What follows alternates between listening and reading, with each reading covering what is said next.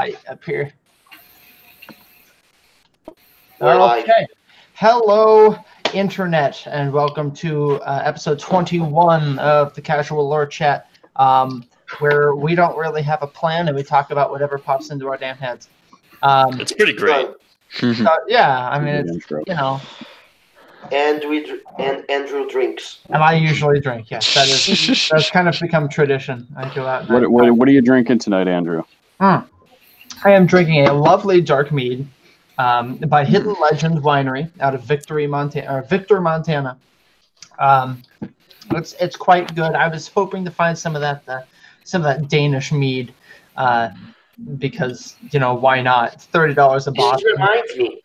I really want to get my hands on the Elder Scrolls cookbook. Oh, yeah. There's a cookbook? Yes. Oh, yeah. I don't think it's been released yet. Universe lore. That's coming out in April, right? Is that? No, yeah, I believe. I swear I saw a physical copy somewhere. Did you see a physical copy? Does it? The I saw. Yeah, I'm buying it. I don't know. I might hit up Barnes & Noble just to see if they've got. How to cook a human heart. Yeah. Elder Scrolls cookbook. Delicious. It has recipe for skooma though. How to They do cook have a a skooma recipe. Yes. Yeah, I mean, get your hands on some blow. Bless. Okay, so let's go ahead and get started. So we have two new folks with us. Darth Harbinger, who I know from the Discord, right? Is that? Yes. Yeah, that's where you joined us initially. And then Presto, I don't think I've seen you around a whole lot. How did you end up here with us? Dream Sleeve. The Dream Sleeve. Okay, so you joined our group. Yes. Fantastic. We've talked before. Did I cut out a little bit? Yeah. So I guess from what I can see, I've got Darth Harbinger on the left. So I'm gonna start with you. Is there any topic, any question, anything you'd like to discuss about the Elder Scrolls lore? Yes. So, is there a difference in the lore of Kalpas?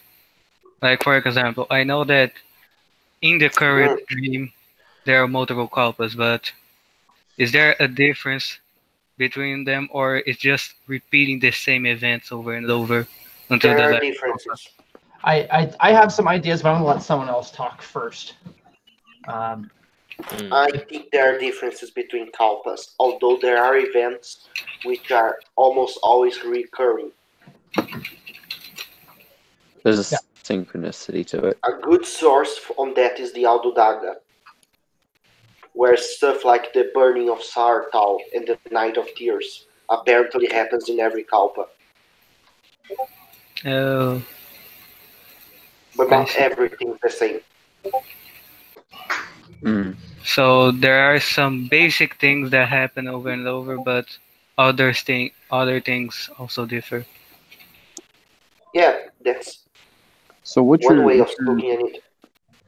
what you're going to find is that there is some disagreement in the lore community, and Isn't there ever? And that's just kind of a normal thing. yeah. My personal take on it, and I definitely want to hear what Andrew has to say then. But you know, if anybody else wants to jump in, I want to hear what you have to say as well. But my personal take on it is, I like a video game. So imagine you're playing a video game. Yeah, actually, that's a good example. Let's say you're playing Dear Esther, which is the game that kind of originated the walking simulator, I think, right? And when you play through it, you get there's little recordings of the character that you're playing, maybe you're playing, who says a lot of things, but you only get so many of them per playthrough. And so you're walking through, and you get whatever is said. You get to the end, but then you can reset it, and you can get a whole new set of information. And so while the architecture may be the same, like it's all in Tamriel or something like Tamriel, what comes out of it may be very different. No, that's a comprehensive view on the topic, because I'm new to meta lore, and I was always wondering, what's the difference between Kalpas? So thanks. Or you could even look at it as like it's okay, let's just hit the reset button and try again. That's maybe the simplest way, but that's like, my view. What does everybody else think? It's like DC reboots. Some things are going to stay the same, but others won't. Yeah. So I really like how Michael put it, and that's kind of a way that I tend to see it. The analogy I use is like an essay. I'm an English teacher, so that's where my mind goes. He's a nerd. Yeah. You write this big long essay, and it's got twists and turns, and you've got different arguments, and you're supporting those arguments, and then you finish it, and then you highlight it all and hit delete.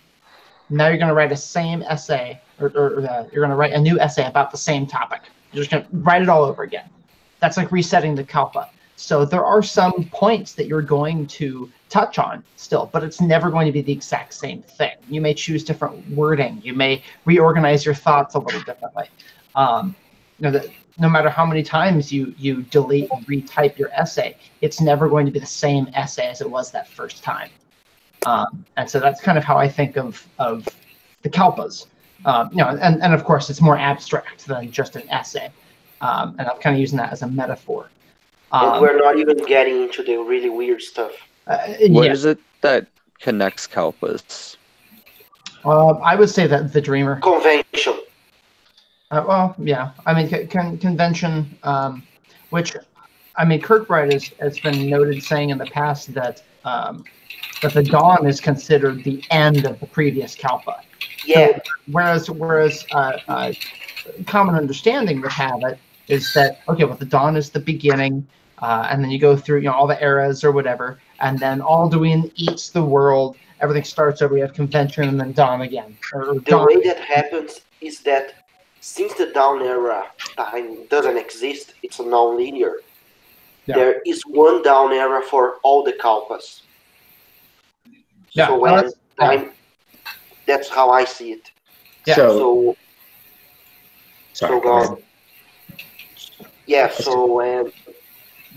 when the time ends at the end, when Alduin eats the time at the end of the Kalpa, it all goes back to how it was, and then starts again.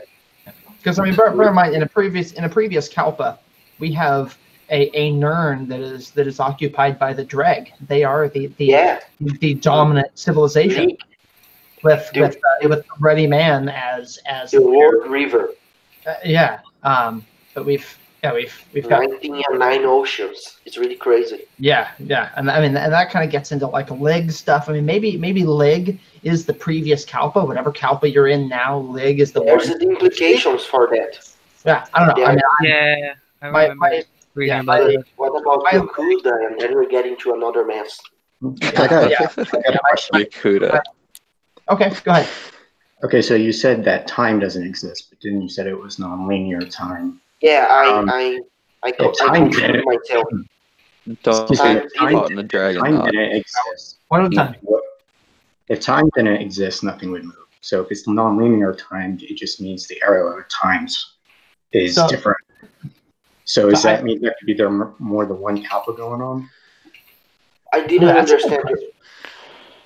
I'll let others go on there. So if you say that there's no time, you're like Kalpa. I was mistaken. Okay, I'm sorry. There's no linear time.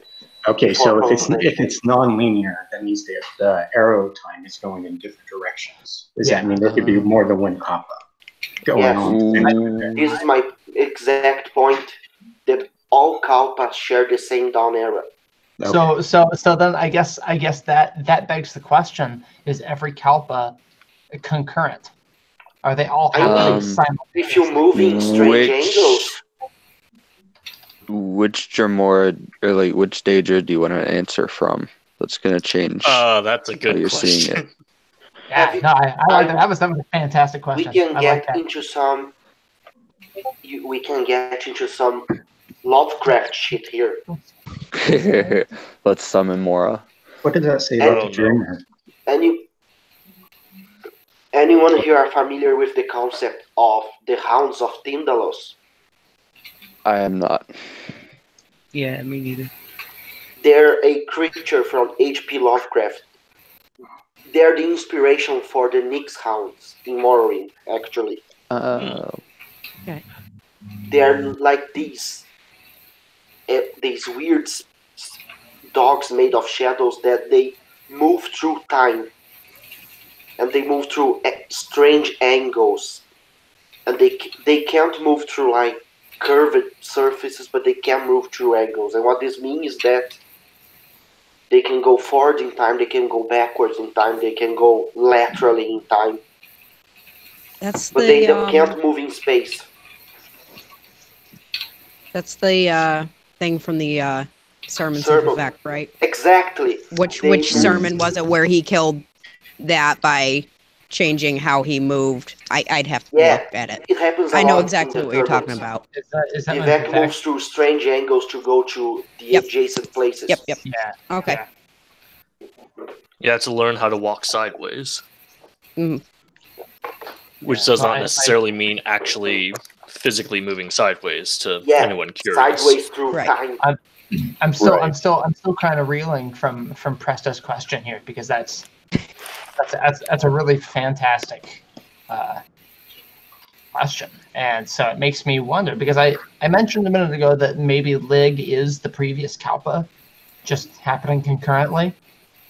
I mean, if we assume that the Dawn era is shared, and so from the Dawn perspective, all Kalpas are occurring simultaneously, then in a manner of speaking, yes. then in a manner of speaking, that would mean that Lig could very well be a previous Kalpa. Previous only, in as much as causality is suspended. Yeah, it's the problem of trying to apply a non-linear concept to linear time. Yeah. In this way, all Kalpas are happening at the same time, but they're each also not. Kalpa is also the beginning of another Kalpa, despite them both going on at the same time. Also, we're trying to speak in like dragon tongue using common tongue, so it's going to get twisted pretty easily. Can I make things more complicated? Yes, go ahead, please. You have to. All right. So my take is usually to go meta and then use that as a way to kind of come down in a more pinpointed manner. So my take on the dreamer and the dream is that Tess is the dream of a dreamer who is unconsciously trying to work through trauma, whatever that trauma is. And each of the Kalpas is a different attempt to solve this problem. And prior to the current Kalpa, they all happened sequentially. Each one was a failed attempt to solve the problem. And then the Marukadi Selective showed up. And they had to go and mess up everything and break Akatosh to create multiple dreams and multiple Kalpas and a Tess multiverse. And now everything happens at weird angles. Here's where I interject. The hounds are out. I don't think we need multiple dreams to have a multiverse. So you don't think we should? What? Could you say that one more time, Matthias? I don't think we need multiple dreams to have a multiverse. Absolutely not. The Arb is already a multiverse. A dream within a dream. Not even that. I mean, when you bring in time travel and things like that, I mean, anyone who's seen Rick and Morty... Shadow lore. Rick and Morty. I mean, if you understand how jumping between different parallel timelines, that's not time travel. You're just hopping dimensions. Oh yeah, I do that all the time. It's multiverse traversal. Yeah. What's that, Matt? Anyone here familiar with Elder Scrolls Shadowkey? Yeah. I'm slightly familiar. Yes. That game is funny enough. That's the only Elder Scrolls game with multiplayer, other before online. Oh, Battlespire. Yeah. Battlespire? Well, Battlespire as well. I forgot. No, but they actually just explained the multiplayer with lore. No. Parallel timelines. Which makes a lot of sense, because that's how shadow magic works. Exactly. Is it stretches across? Shadow magic is about manipulating the shadows of conflict, whether that be the conflict between light and a stone or the conflict between two nations. Well, I think of it in more of terms that you reach across all parallel dimensions and find yourself. So, yeah, that's what Rick of C-137 can grab all the other Ricks and combine them. Right, I would put shadow magic more into this concept. When you have a conflict and the conflict creates a shadow, that shadow then exists amongst all conflicts. Which is to say that when you have one conflict and you have that shadow is basically a focal point amongst all other versions of that conflict. And thus you can pull from the different versions. Funny that you say that, Charlie. Because ESO lore, Nocturnal's Plane of Oblivion exists within all others simultaneously. Right. Yep. The shadow is a part of Sithis waited to be nuked by the aliens. Okay, I'm gonna pause on that one, Andrew. By the way, what you described about Rick from C-37, etc., all that. If you haven't seen it, you need to check the movie The One, starring Jet Li. Oh yeah, same thing. Yeah, same thing. It's good stuff. Yeah, not the best acting I've ever seen, but mean, that's not the point of those movies. Yeah, because the whole point is you've got Jet Li from all these various dimensions, and they discover that if you kill one of yourself from another dimension, you gain the power of that self, and so you basically soul stack yourself. And which is exactly what's the name of the guy who invented shadow magic? Nightweaver. Ezra. It's Ezra. Yeah, that guy. Night. He tried to merge. That's what it is. He tried to merge all infinite parallel timeline versions of himself into one.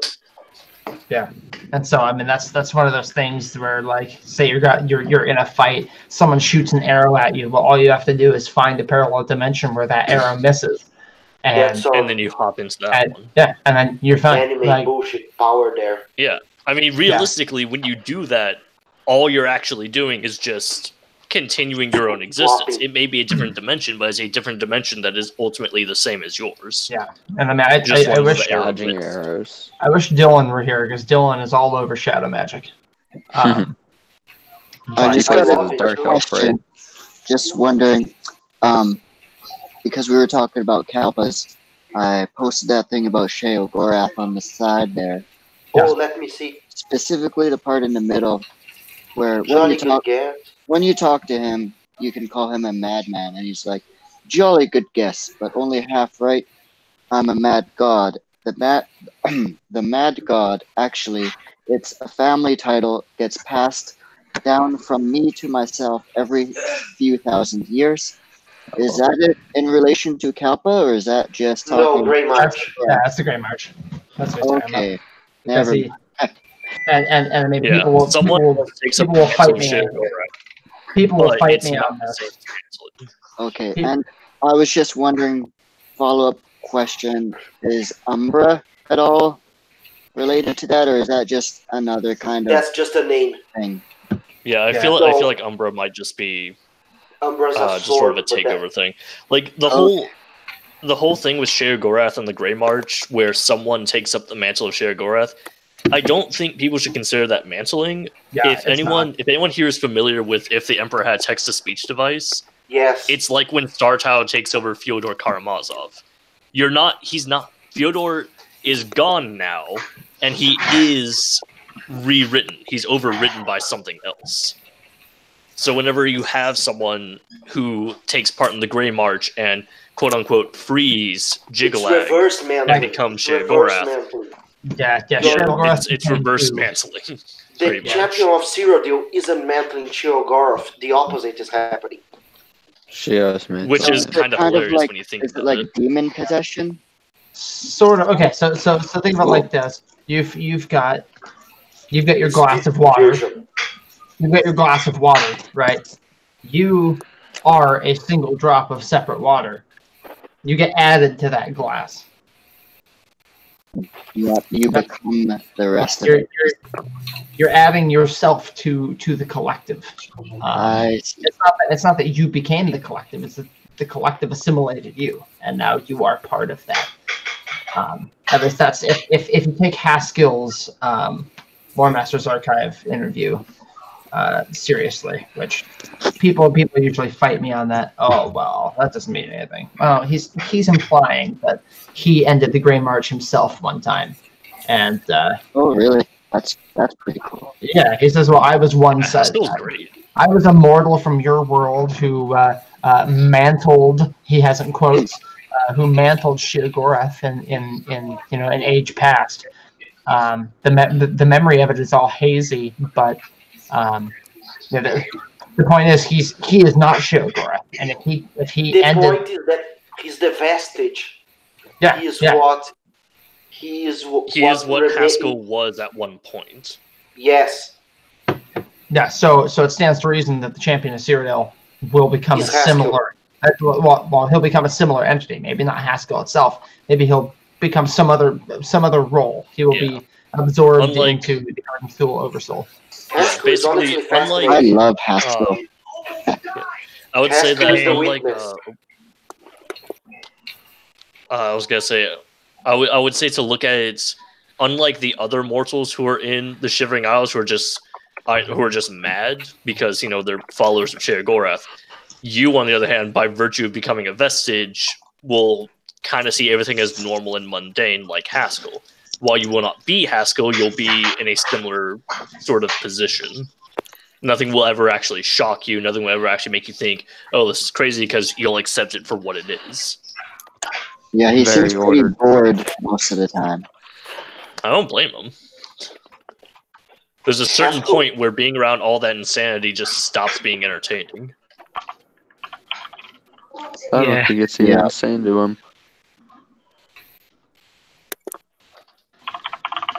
I love Haskell.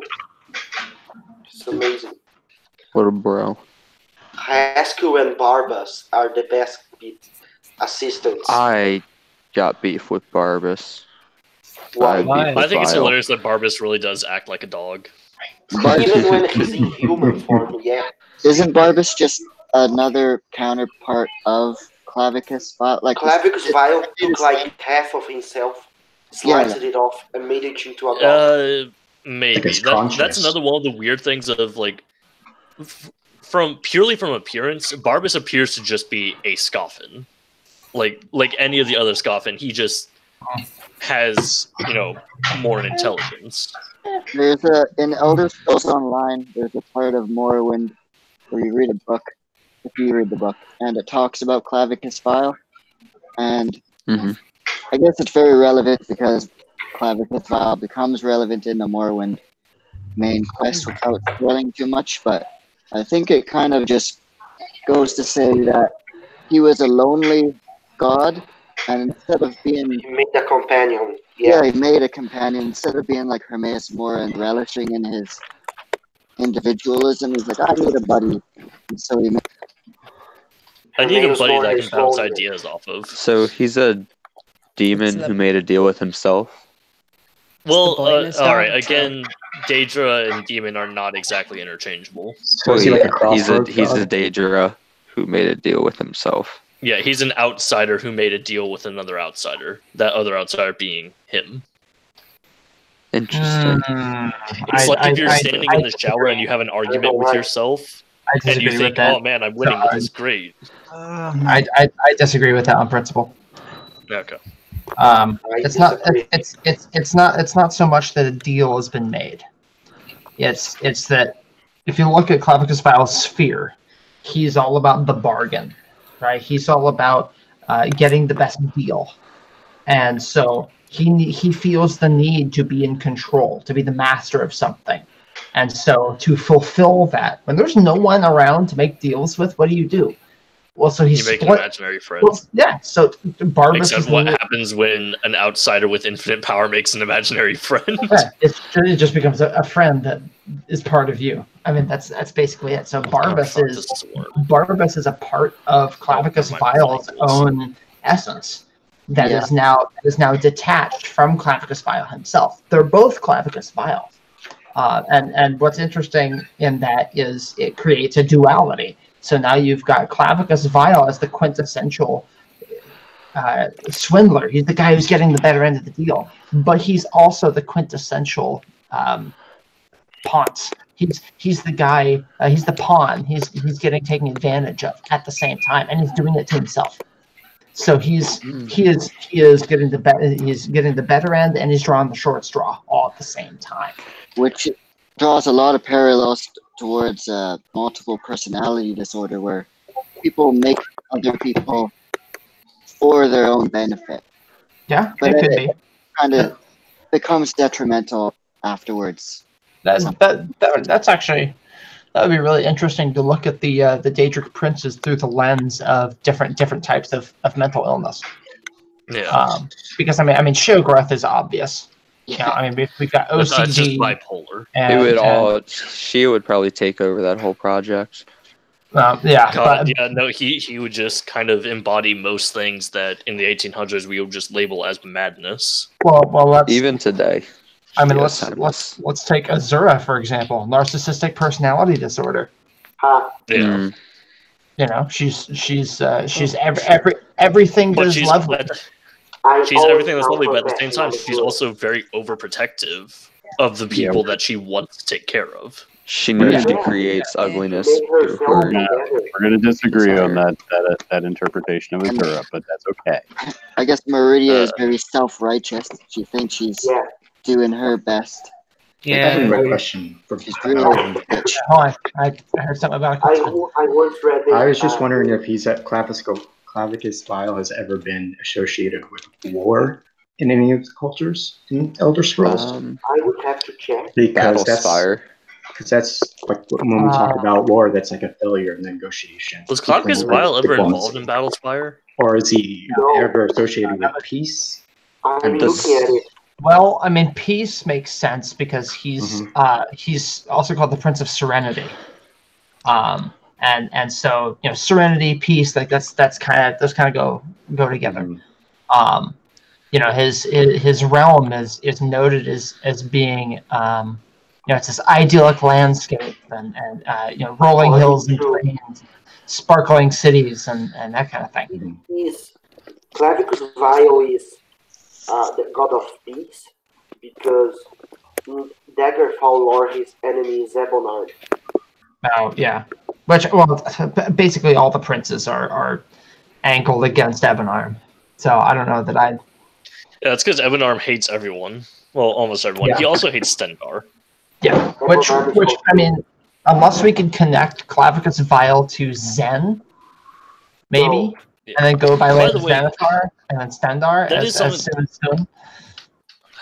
The Ebonarm thing is something that I wanted to bring up. Was very strange to me. Because yes, Ebonarm is a god of war, so you would immediately think, oh well, no duh, of course he hates the god of mercy. That's, you know, just the opposite of him. But at the same time, Ebonarm is said to win wars not by defeating one side or the other, but by making both sides win. Effectively, he's granting mercy to both sides by making sure they both leave satisfied. Yeah, I don't know. I mean, Ebonarm is kind of a weird. He kind of fell through the cracks, really. Yeah, and it really sucks because he could have been interesting, but then we just never got anything. What's that, Matt? If Elder Scrolls 6 is going to be Hammerfell, I hope they bring him back. Yeah. Same. I think it is going to be Hammerfell. Reawaken a dead god. I'm going to tell you right now, there's no thinking. It's going to be Hammerfell. Done. Redfall. It's not going to be Redfall. I guarantee it. All right, I'll take your word for it. It's going to be Hammerfall. It is not Redfall. It's going to be Iliac Landfall. It's going to be Toastfall. Yeah. Iliac Bay, and then Elder Scrolls 7 is going to be the Aldmeri Dominion. Yeah, I don't know. But I have it on pretty good authority. They know. FSoft knows exactly where it's going to take place. And that's Hammerfell. Nice. And then, Redfall is entirely unrelated to the Elder Scrolls, according to the same source. So, I'm just saying that I imagine that after Elder Scrolls 6, they're going to wrap the Thalmor storyline in the next game. Only if the Nords win the war. No, that's the thing. The Dominion can fall without, like, the Dominion can fall regardless of the Civil War. I want a game set in 4th era Somerset. Game set in 4th era Somerset, where you get to help the remaining Sapiarchs in hiding get rid of the Dominion. Help a revolution in Nazi Germany, basically. I know people hate the Elder Scrolls sub in Wolfenstein. I know. Hey, let me move my microphone. Let's not go there. That's probably a sound. Okay, so the Elder Scrolls 7. No one expects the Aldmeri Inquisition. Except everyone did.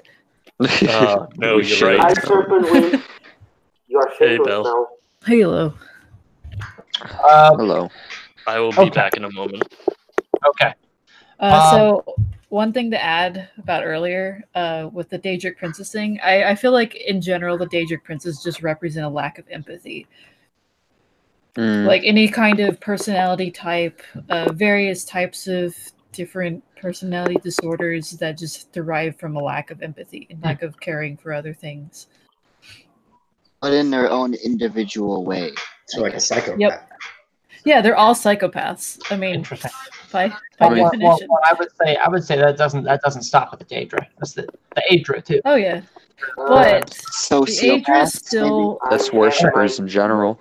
The Aedra still look upon the immortals as like some kind of, it's like their own ilk basically.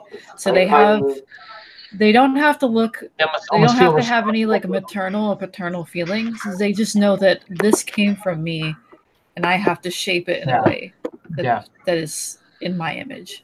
Yeah, I can see that. And then the Daedra are like, this isn't my kid, this is the Marnie show. I am not the father of this baby, but I do want to be the cool uncle though. Okay. So let's move on to something else. Now, I know, Presto, you had asked a really good question, but was there something else that you'd like to ask that you're curious about? Oh man, where do I start? I'm in the Dream Sleep group, and y'all answer all my questions all the time, even when I'm way off. So I appreciate that. We're here to help. I was looking to do like political history, military history, and I understand, like in the Elder Scrolls, we have these objective rules, and then we have all these emergent like worlds in all of our heads, all of our subjective experience. But what I still would like maybe to get tips on is, how do I have my interpretations have intersubjective weight amongst the community? Yeah. Intersubjective. Someone run away, the Covenants are coming. Oh no, the Covenant found me. Sorry, it sounds like it's passing. So that's interesting, and this is actually something that Aramithius kind of brought up in the opinion article for the last issue of the Thalmor. And it's how do we approach the historical record of Tamriel when there are so many gaps in the historical record? And it's not that there are gaps because pieces have been lost or the reasons that we don't know every single moment of every single day in Pompeii. Like, I mean, the things happened in Pompeii. We know that they did. Leading up to Vesuvius. What's that? Always. I mean, in some cases, it is that history has been lost. Yeah. I mean, we don't really know what happened prior to I mean, maybe what 8,000 years ago or so. I mean, we have vague ideas, but we have no idea. There is lore that says that no artwork from before the Middle Dawn survived into the Third Era. Yeah, well, so I'm making a parallel. Yeah, I'm making a parallel between real life and the Elder Scrolls. So I mean, we can go back and real life. And we can. Oh, I know, and that's the point I'm trying to make. You know, we can rely on a certain logic and science to kind of arrive at an objective reality. There isn't a reality out there, and no matter who piddles around with what, that objective reality is there. It's just a matter of uncovering it and coming to the conclusions that lead us to that objective reality. Now, we don't know if it's objective. If we, open up a tomb and the hieroglyphs say, oh, well, this guy, he was a third son of Ramses or something. Yeah, I don't know. Then we can go, okay, well, that tells us. But are we misinterpreting? Do we misread? How do we know that this is absolutely verifiable? But then with the Elder Scrolls, we don't have that because the information just isn't there. There is no objective reality for us to fall back on. We can't rely on science. This is a point that Lawrence Schick has made.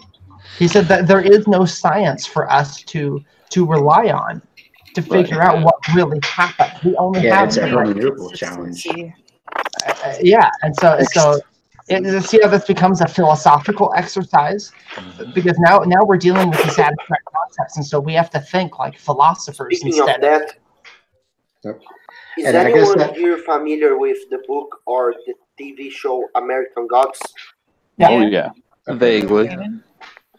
It's really good, and season 2 is starting now, and I recommend people getting into it.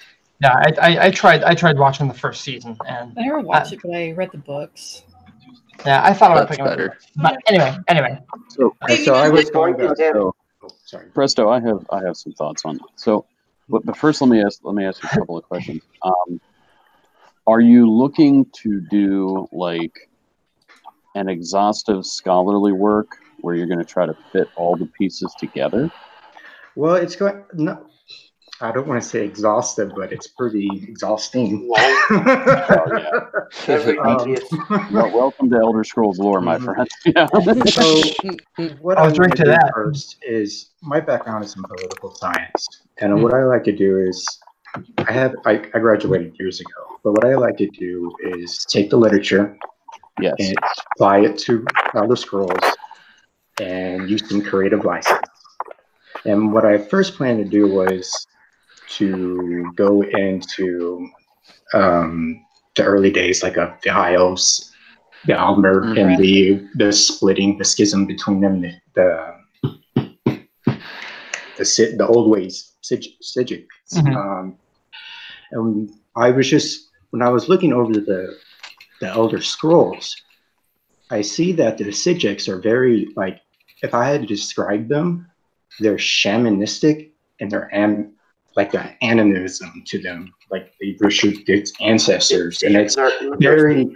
It feels very like when I look into their stuff, it feels very different from the High Elves because they accuse them of like venerating. Not every Sigic is a High Elf. Or when the High Elves say, sorry, I lost my train of thought. It was they accused them of worshiping the wrong gods because they started worshiping like the elite of the society. That's what I was reading. And my whole interpretation of that was that's like Plato's lie or noble lie, insofar that the elite will use a lie in order to structure a society, usually a religious one, which that fits perfectly. So now it's like my questions are is like, well, is the Sigics actually closer to the truth, or like how would I evaluate that? They're at a distance of the truth that is wholly dependent on how you view the truth. There's actually an excerpt from that one book that's describing them. But I'd also say that the Sigics remind me a lot of the Pythagoreans. I can see that. I can kind of see that. So what you're really, and tell me if I'm wrong here, but what I'm hearing is that you're trying to take the extant data that we have and backwards engineer the rest of it. Yeah, just coming up with something evocative. Is that a fair statement? Okay. Mm-hmm. So this is the challenge and also the fun, because what we have is we have pillars, right? And those pillars are in-game books, quests, etc., etc. And you can use those as kind of the pillars upon which to build your ideas. Mm-hmm. But everything but the pillars is basically up for grabs. And if you cast it in coming from an in-game scholar, you can say whatever the heck you want to say. That's the real fun part. That's the real fun part. You can go as radical as you want. Because there's a certain point where you don't really have to source anything, because you can say, "Oh yeah, no, he totally sourced that." You will still be punished by the Daedra, though. To do a history of the blades. And what I want to show is that the Great War was actually okay, so there's particular causes and then there's underlying causes. A particular cause is like what started that war, and that was like the Thalmor coming up. Okay. And the underlying causes is what are the actions that were like asking for it? Like what's the situation that was asking for it? And what I want to do is I want to argue that it was actually the forming of the Eberhard Pact and the Daggerfall Covenant, just because, and then I'll like flesh it out and do my argument there. Everyone always blames the Bretons. One of the tricks for doing this kind of writing that I recommend is look into archaeology and look into anthropology or historical sociology. Look at situations where these types of things have happened in the real world. Look at the causes of those things, and then apply those into the Tess history. Because while Tess is a very different world from us, a lot of the historical and sociological patterns are still there. So, and that's so there's like you said, it's exhausting. There's a lot of work to do, but there is a lot of fun to be had too. Yeah. So because my plan was I wanted to look at through a realist lens, and what that is basically is that in today's terminology, like if we all live in all these states and these countries in this world, and we all live in international anarchy. Okay. And that doesn't mean like chaos. It just means we don't have one central government. Right. So that makes states behave a certain way. And then their focus is power and security. And the biggest way to do that is to have security is to gain power. So it's cyclical. So then you can start understanding alliances like that and behaviors like that. And that's where I was kind of going with that. Like it. It's power politics. Wait, so do you mind if I ask you something? Yeah, sure. You had mentioned the Thalmor and the Great War, but then you also mentioned the Ebonheart Pact and the Daggerfall Covenant. So I'm a bit confused as to what you mean by all this.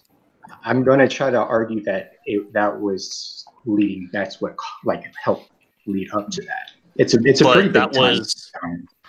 I was gonna say that was hundreds of years before the Great War that those two factions formed. Yeah, I mean, real history's like that too. You can find books. I know, but that's just one of those things. I see where you're going. You're looking at that there's a longer arc to how the current Aldmeri Dominion ended up the way that it did, and that the influences upon how the Thalmor ended up where they are right now go back at least as far as the Three Banners War. Is that fair? Am I? Yeah, that's where I was going. Yeah, that's how I. Yeah, I dig it. Which that is actually something that I've often thought of. Because of ESO, I've often thought it'd be kind of funny if next test game or Elder Scrolls 7 it gets revealed that the Thalmor, as they currently are actually just the Veiled Heritance. It's the Veiled Heritance taking a new name. Yeah, that's my theory. Because that makes the most sense, because they are drastically different from the Thalmor we see. Are you guys in okay? ESO. Okay, who the fuck is breathing? Yeah, hear the breathing. Sounds like Darth Vader joined the call. Someone's getting really into this Tesla. Heavy breathing. I was about to say. It's great.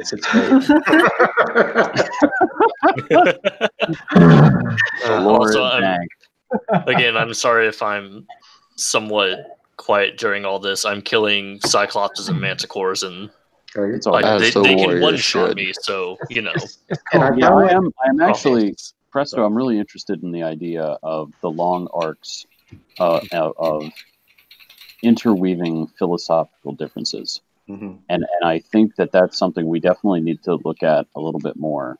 Because I think a lot of times we tend to look at the history of TES based, I mean, it's kind of, you know, the form of art is what lends it to this, is that we think of it only in terms of the game and the immediate past of the game. But the stuff that's happening in Tamriel goes way back. You know, it's actual real history. Yeah, like, I mean, the fact that Mankar Cameron has taken the name Cameron, you know, or like, well, I guess actually, what's the significance of that name? The fact that he took the name Cameron. I assumed he was of the Cameron dynasty. He is. What's the significance of the Cameron name? Cameron is older than his own father. They've done a lot. They fucked around a lot. I think the Cameron dynasty was the marking of the beginning of the First Era. Mm-hmm. Yeah. The Cameron usurper is possibly his father. Yeah, so I think the Cameron dynasty begins. It begins somewhere. Yeah, I think they're Aelids. Or they're intermingling between Aelids and Bosmer, and they no. I believe the Camoran dynasty was purely Bosmer. Purely Bosmer. Purely Bosmer. Yeah. That because makes it sense. was old family from Velen. Yeah, it was the ones that we know historically are all Bosmer. Yeah, I think if you go to Elden Root in ESO. And you go. You have King Camoran Eridon. Yeah. There's a Cameron right there. Yeah. I do have one thing to interject. I was thinking, Presto, something that may help you. So after the Three Banner War, that's when Tiber Septim kind of conquered Tamriel, right? And kind of formed the Septim dynasty. If you believe the propaganda. I would say cooler pain. Unipolar world. Excuse me. So it was probably. I was gonna say it's like a nearly 200 years following the Great Wars. Okay. Well, anyways, I was just thinking. So that's what the propaganda says, anyways. That Tiber Septim kind of did his thing after that. So. Part of that was conquering Tamriel, and I guess the Somerset Isles, they became part of that empire, right? Mm-hmm. So, correct. Given that, we all know the Altmer they're self-important. They love themselves. They don't want to bow down to anybody, but they did for political reasons and self-preservation. But I would imagine, even if they did belong to that empire, back home they would kind of want to keep that Aldmeri Dominion thing going. Mm-hmm. So maybe they just they kept it under wraps for the whole time. I imagine there was some devolution going on. I do have something against that. Okay, I'm listening. I can't remember the name of the guy who wrote this, but this was a guy who defected from the Dominion, and he was around during the Great War. He was around when Crystal Lake Law fell, or not before Great War. Oblivion Crisis is what I meant. He was around then, and at that time, the Dominion didn't exist. The Somerset Isles were largely just ruled by, the various families of the Somerset Isles. But it was when this group calling themselves the Thalmor stepped in after the fall of Crystal Lake Law, when everyone is in kind of a haze, that they convinced everyone that they saved Somerset and stopped the Oblivion Crisis. So then and reformed a new Dominion. So then it's kind of like a Neo. Yeah, so what it created was a power vacuum. Sounds like. So would the Thalmor be like a reactionary Neo version of what they once were? No, not at all. Once again, I fully believe that they are indeed just the Veiled Heritants using a new name. They were probably just waiting for the right time. Okay. And knowing how far the Veiled Heritants can extend itself, how many eyes and ears they have everywhere, it's likely they were probably aware of the Oblivion Crisis and what was going to happen, and were looking to use that as leverage for their own advancement. That's devious. One of my friends pointed this out today or yesterday. Found an excerpt in Oblivion. I forget where it's at, but he showed me this little thing, and it was so apparently there's a hint to the plane build in Oblivion, the game itself. Oh, was there? Yeah. Let me read out this thing real goodness. quick. It's my friend Jack. You guys met him. He's been in here for a while. Yeah. Let me go to his Twitter because he made a whole rant about it. Perfect. Charlie, the book you're referring to is Flight for the Thalmor. And it connects to this too. So probably the modern Thalmor, the most recent, the thing between the Veiled Heritants and the modern Thalmor are the beautiful, who are described in the Guide to the Empire, 3rd edition. No, I'm not thinking Guide to the Empire. I'm thinking of a book that's in Skyrim. Yeah, that's Flight from the Thalmor. Oh, okay. All right. Yeah. Sorry, I can barely hear right now. You're fine. So, and to go back to the Sigics, and I remember past chats talking about duality, and I find them fascinating. Because one, they said that their magic doesn't come from the same place as regular magic users. However, I've seen lore community say, well, talking about what did he? Sorry? What was it that their magic originates from a different place than, say, the Mage's Guild. Okay. And they also said that they had a meditative practice. And I know from just personal experience, there's a whole lot of philosophy and literature on the non-duality experience of meditation. And I know that your thing in the past little chats was talking about duality. So I was wondering if you had any thoughts about, or if there's any potential there to make the Sigics just really cool or something. Like mysticism to me sounds very meta in this, or outside force working on magic. Yeah, I mean, I'm like you mentioned, I'm slowly working on and I mean really slowly.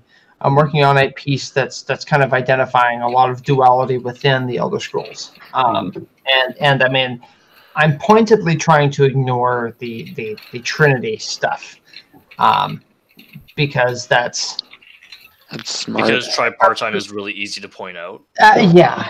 I'm more interested in taking the Taoist approach to it. And as far as the Sigics go, I mean, I haven't really looked into them a whole lot as far as duality is concerned. I mean, you could probably bring something up about the 11 forces, and I don't know what the 11 forces are. But I mean, if I knew, yeah, I don't know that. I might be able to say a little bit about that. Yeah, go ahead. The 11 forces, just from what I know about the Sigics, it has to do with the constellation interpretation. It's and that has to do with their time-space travel magic, whatever. Yeah. It's where you embody the star sign itself on Earth, and you always know that there are 11 other Psijics embodying their star sign at all times. Oh wow. And they're just walking around with that, like. So what about the two missing constellations then? Well, that would be the missing one is the one that you are, and then because you're that one's not in the sky. There are the 11 other ones, and then of course the other one's the serpent because it's always doing that. Yeah, because the serpent's an asshole. Yeah, basically. I'm of the mind that Artaeum has been hiding in the serpent. I could accept that. That would make. I think Saltisil would agree with his big old clock. Because so actually, I made a point. I'm sorry. What? His big old what? clock. Clock thing, his mechanisms. Actually, I think you might be onto something, Andrew, because I've always believed that the stars that we see I've always believed that the stars that we see in the sky of Artaeum have something to do with its location within the Arbus. Oh, see, it's not even the stars that I worry about. I took a while, like I've been all over Artaeum, and I noticed that in the sky there are 4 celestial bodies that you can see, four planets, and so the only places where I can think of that 4 is important is either the House of Troubles or the Serpent itself, which is comprised of 4 stars. Wait, what about Etonir? The welcome.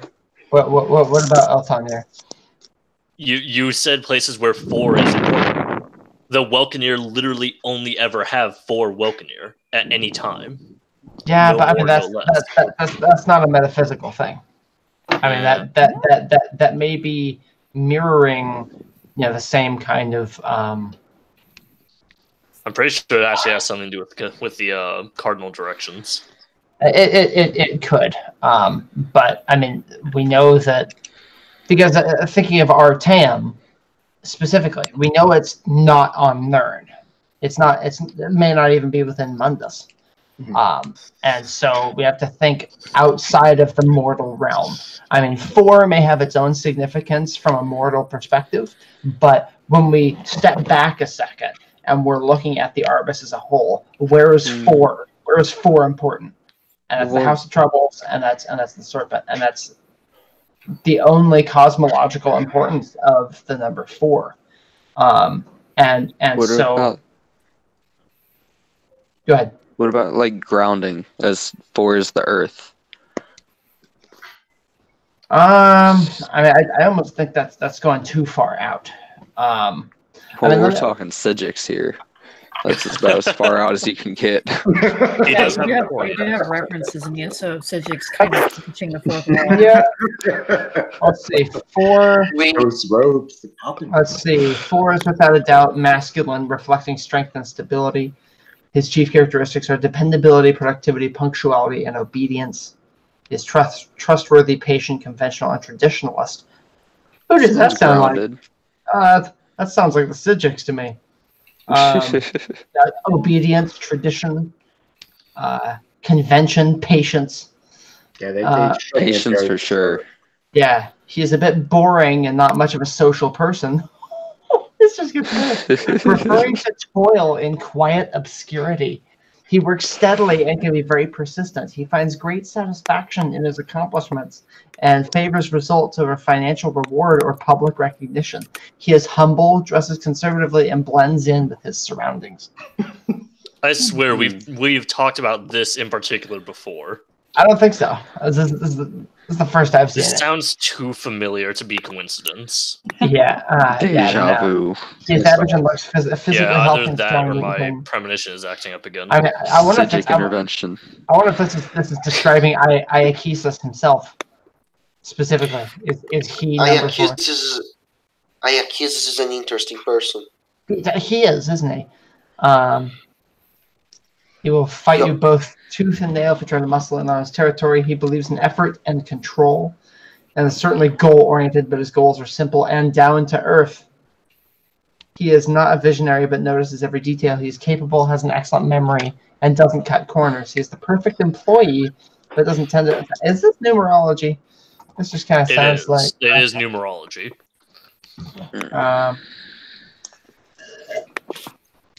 Yeah, so I mean, 4, even from this, like you can tell, it's important and related to the Stygics. So, and this idea came to me when so in ESO you can craft it's a Stygic grandfather clock. I think it's a Stygic clock. It might just be an Alt-Mary grandfather clock. And so I crafted one. I happened to have all the materials, and so I crafted one. And I noticed in the pendulum at the bottom, it's got 4 orbs at the bottom.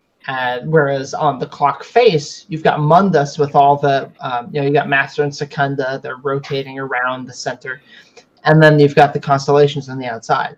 But then on the bottom, you've got those 4 orbs swinging back and forth. Obviously, the serpent, number 13. And I saw 4 orbs. Okay, 4 planets that you can see from Artaeum. Is Artaeum hiding in Serpent? Outside of the wheel? Hiding inside your grandfather clock? Yeah. I think maybe. Yes, I agree with that. We've had worlds inside of clocks before. Daniel, you see where I'm going with that. At first, when Somerset came to the PTS and I first went into Artaeum, I thought that maybe it was hiding among the 12 worlds of creation, which is not at all. Which I mean that we can only see four celestial bodies, and I thought maybe maybe we just can't see the other 8 because they're obscured by the other hemisphere. And if it's hiding among the 12 worlds of creation, it's outside of time. It is before Mundus ever existed. Where else to hide a magical island than before the island existed? And that made a lot of sense to me. But that's fallen out of favor in my head. Silence of Autumn just pointed out to me, if you want stuff to do with the number 4, there is the Ancient Aldmeri and the Alien Elements. Yeah. Also, the Aliens 10 ancestors. And I know what you're saying. Oh well, seasons. That's a thing that happens everywhere. But that's actually the only time we had a reference to the actual seasons was with the aliens. Seasons and okay. I just realized the connection between Orky and RK. What is it? Well, I'm curious. Orky, at least in Skyrim, is depicted as a serpent. When you look at the statue of Talos is driving a sword into a serpent. Are you sure that's Orky? Yeah. I have my own. You're 100% positive that's Orkney. I'm fairly certain. The reason I asked this is because Orkney is also the king of the orcs. That statue is Talos, as in Lorcan. Killing a dragon, as in Akatosh. Is it Akatosh? It's my opinion. Is that there's a statue of Akatosh in Skyrim. That falls apart then. I was under the impression that was Orky, and really the important point was that Orky is depicted as a serpent. So the serpent has 4 stars. RK. Oh yeah, but you're still right because I think Orky is called an old snake somewhere. Okay. Yeah. So 4 stars in the serpent constellation, 4 seasons. RK is the deity that encompasses the seasons. He's the god of cycles. Yeah. So that's fun. I like that. Well, I have some more questions, but I don't want to hog up your time. So I want to add that thing, by the way, in Oblivion. Yeah. So in the Remanata, the entire first paragraph says this: snakes and the warnings of snakes went unheeded, and the land bled with ghosts and deepest holes into cold harbors. Oh, that's cool. That sounds like Yokuda stuff. It does, but this is actually supposed to be the Akaviri mythos. Well, aren't they connected? Akavir and Yokuda? Not Akavir really. are on the opposite side of the Tamriel. I mean, they share some gods. One Akavir. This is the Which god do they share? stories pieced Yeah. together to create the mythos around the Empire, according to the writers. Yeah. Oh yeah. Oh yeah, that's right. We established that. I Which think it is- was last Lorechat that we established that Zenithar is the universal god, Yeah, I like brought more that up. universal than Mara in a weird Oh, way. I have a shrine to Zenith. Then. Okay. So does the I just want to does the other new guy want to ask anything before? Yeah, I was about to ask. Harbinger, did you want to ask something? Oh yeah. Something I had forgot to ask. If Akavir is in another dream, how No. does Uriel fifth? Is it the fifth one who invades it or tries to? The fifth.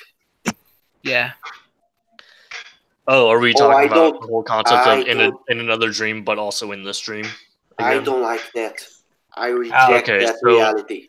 Are you? So to it, I can kind of give an explanation for this, if you would like. I was reading something. Are we talking about why can Akavir exist in our dream while being another dream itself? Am I understanding that correctly? It's influenced. Harbinger, am I getting at the thrust here? Sort of. But it's because like at first when I was reading the disaster at ONF, it all feels like it's just a continent to the east, but it's apparently another dream. So No. does it exist simultaneously in another dream? And then Yeah. Okay. Yeah. I have an answer for that, but I can. There's a very simple metaphor for that. So pick up. There's a circle. Imagine two circles. One circle is Tamriel's dream, and the other circle is Akavir's dream. Now those two circles can intersect, right? Like a Venn diagram. The point where they intersect is where Akavir can exist in both dreams. oh. What would you call that? It's actually pretty astute, I think. But it's not the whole Akavir. Which I know, Andrew, you had given a different explanation of that on one of the lore chats, where it is better to look at in the case of like, think of my explanation is a lot more complicated.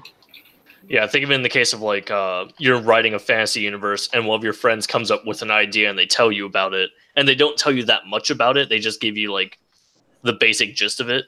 Well, now that idea exists in your head. Yeah. You did not actually come up with that idea, but it exists in your head, and you now have your own thoughts about it.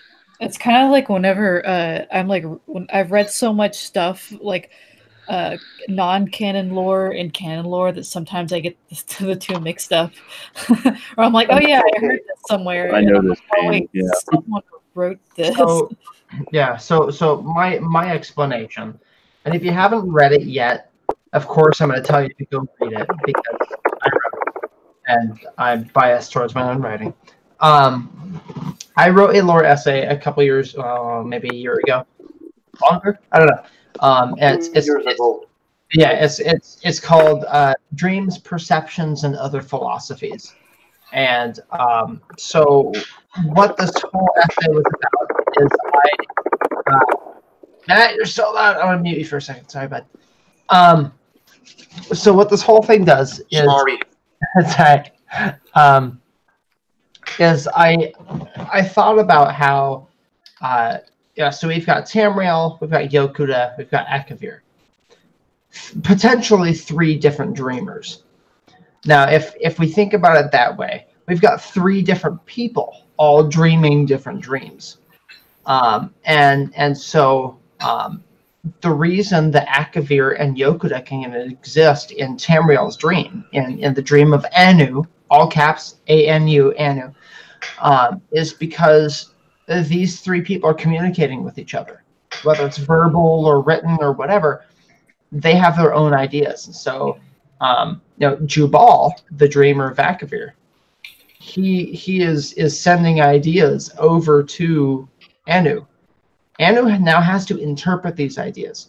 That's kind of what Matt was talking about. You're creating an alternate fantasy universe and you have this idea. Well, I now have to reinterpret that. Any information that comes from me to you, you now have to interpret. Whether you can interpret it accurately or not is the question. And that's where the lens of perception comes in. Because so what you see in the Disaster at Ionith, that is the Akavir that Anu sees and understands. That is his metaphor of the real thing. It's not the real thing. It is a simulacrum of it. It's just his point of view of how Akavir is. Yeah. So if Jubal tells him, okay, well, it looks like this, and there are these kind of people there, then Anu will go, okay, so here's how I would draw them. I don't have all the details, but here we go. Here's what it is. And so the men from the Empire who come over to Akavir and try to set up camp, it fails because that metaphor isn't. It just isn't good enough. They're occupying the space of another dream in their dream. They can't do it. But then if you understood the relationship between the two dreams, that they exist concurrently from a wider viewpoint, all the dreams exist simultaneously, despite the illusion of causality. So you've got Jubal and Anu and Ald Amaranth, that's what I call the dreamer of Yokuda. They all exist one next to each other, but one is influenced more than the next. Actually, I explained this once. Goes back to what I said, but on a higher scale.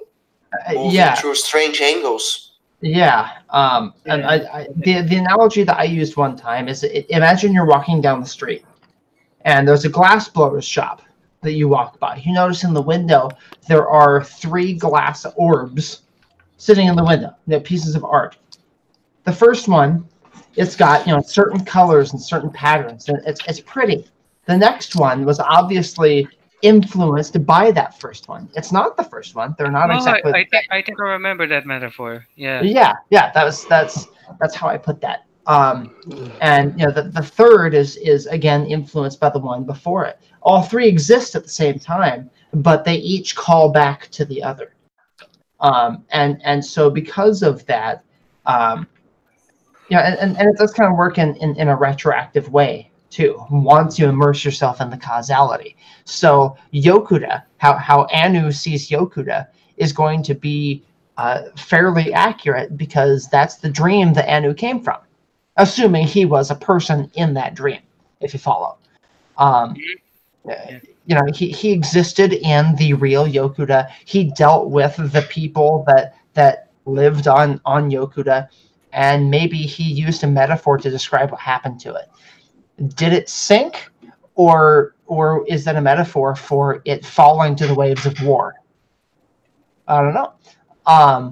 But then Akavir, Anu looking at Akavir, it's this strange idea that how do I make sense of this? Anu is dealing with all this grief and this trauma, and if you've ever tried, well, I don't know how often this happens, but if you've ever tried to be nice to someone who has dealt with so much abuse, they don't always react to that the way you'd expect them to. They see that as hostility.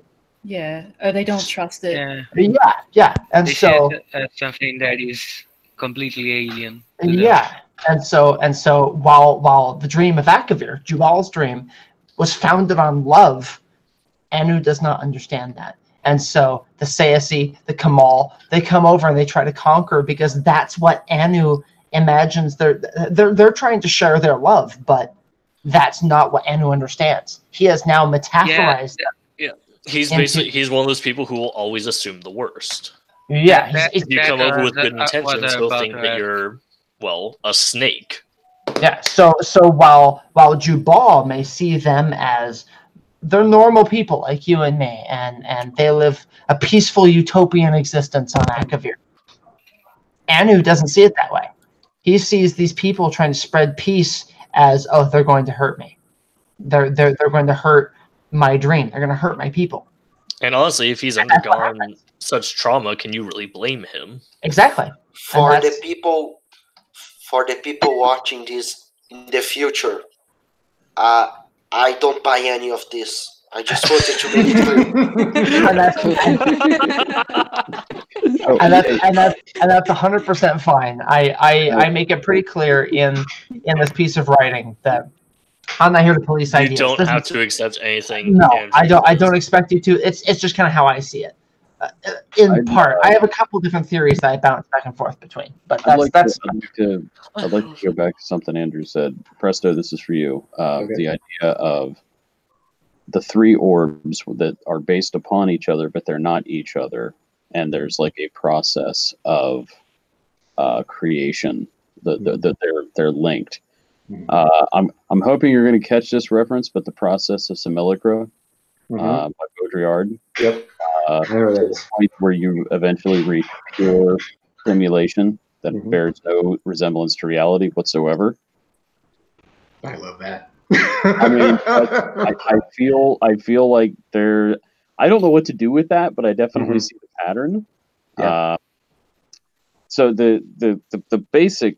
So Baudrillard, I'm going to say something really controversial. I'm going to say that Baudrillard was working out of a Platonic base, where it's the idea that you have the thing itself, and then there's a repetition of the thing itself, which is maybe fairly faithful. Then the next stage, which I forget what he calls these stages, is an imitation, which bears almost no resemblance to the original and only some resemblance to the second thing. And then you reach pure simulation, which has nothing to do with any of it. It has no relation whatsoever to reality. And that's how he... Oh, go ahead. Did I get that right? Yes, and that he wrote about like the Gulf War didn't happen. What he meant was, it actually did happen, but we're getting it through a news cycle, and we have all these competing discourses, so we don't really have the truth. So yes, I see where you're going with that. Yeah, and so maybe taking a look at tests from that perspective and the different Kalpas and/or dreamers. That, man, you can have a lot of fun with that, but I don't quite know what to do with it. But anyway, I thought I'd bring that up. Yeah, no, I'll definitely entertain that some more. Good man.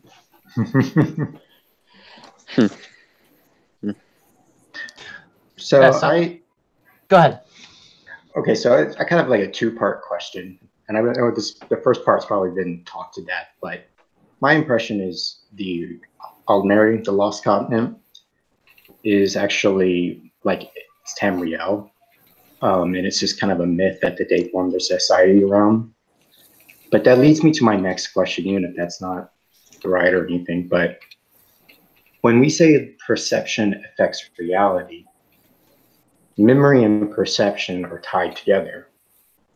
So when we die, or not we, they die, and memory is separated from your AE, and then you're put back into the, into another, your rebirth to another body. Sure. Yeah. Does that perception, even if it's the slightest, cause a change to the physical land that we know of Tamriel? Does that make sense? Does that change the continent of Tamriel? Yeah, because you're saying that perception is reality in ES. I would say. As you. Go ahead. Go ahead, Daniel. Go ahead. No, I was just getting more clarification. Okay. Okay. You know the fun thing about your theory, Andrew? Yeah. How would Tamriel be viewed from Jubal's dream? Accurately. Really? Because he came from that dream. I mean, maybe Tamriel itself wouldn't be. Wouldn't be exactly the same, but he would at least understand the customs. At least Jubal plus Vivek, not just Jubal. So I mean, Vivek would definitely inform that too.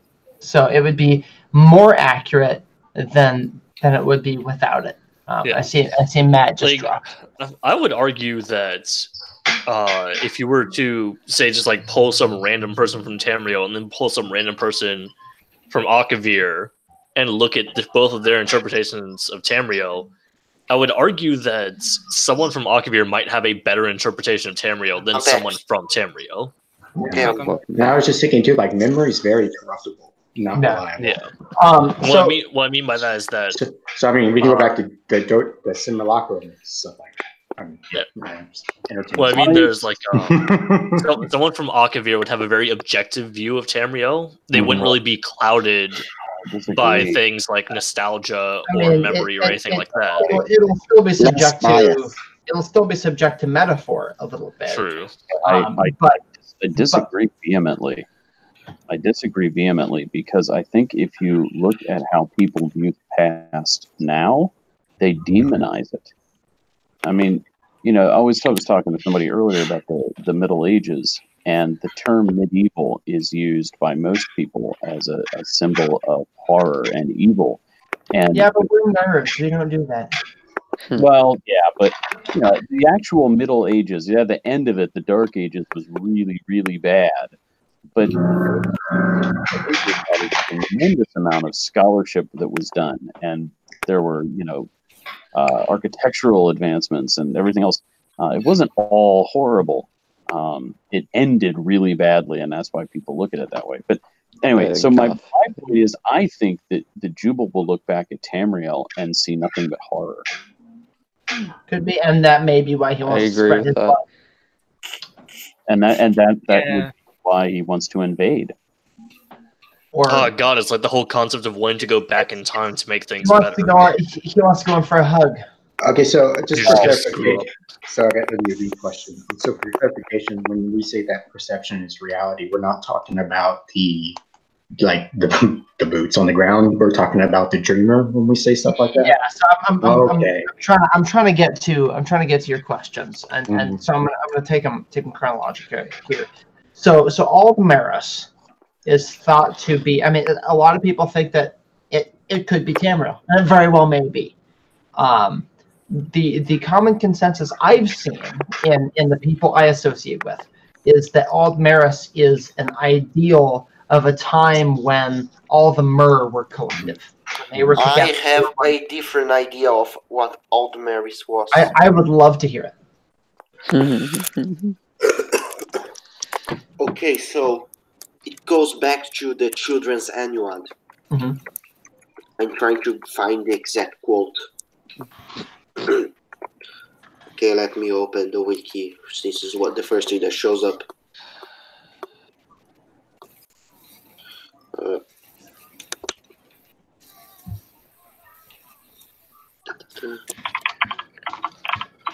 The word Aldmeris doesn't show up at all in a Children's Annual. Yeah, but another word shows up. Old Elnofey. Which is supposedly... Old Elnofey, I'm fairly certain, refers to the Elnofey who sided with Ariel. No, that's the Wandering Elnofey. No, the Wandering Elnofey were the ones who didn't side with Ariel. Okay, I'm confused, sorry, but the point is that it says that there was only one landscape during the Dawn Era. It says the war between the Old Elnofey and the Wandering Elnofey split it into Tamriel, Akavir, Atmora, and Yokuda. Yeah. No. So the point I'm trying to make is that this original land was Aldmeris. Mm-hmm. Eventually, and it only existed in the Dawn Era.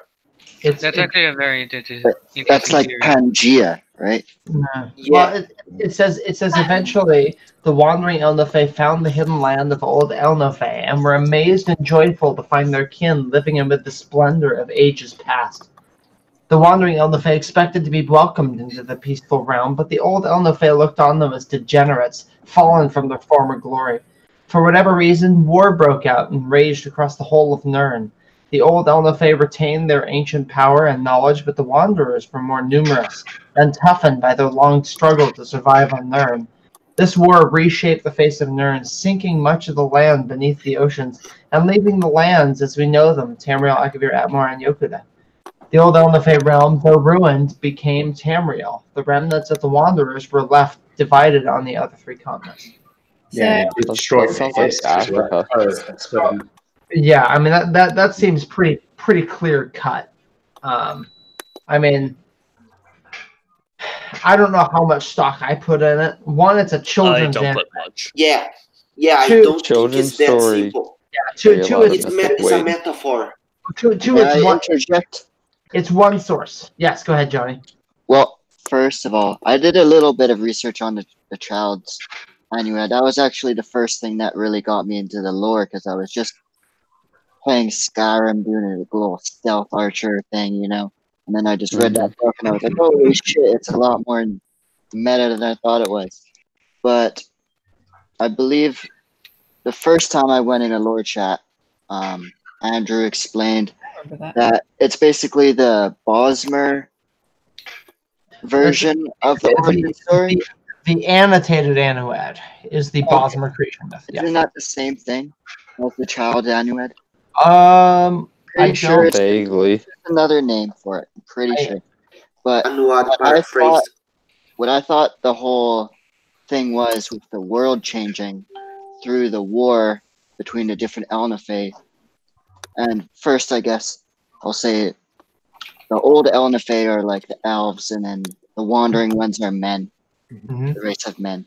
Pretty much, yes. Their fighting would have been done with tonal, whatever it's called, tonal magic. Architecture.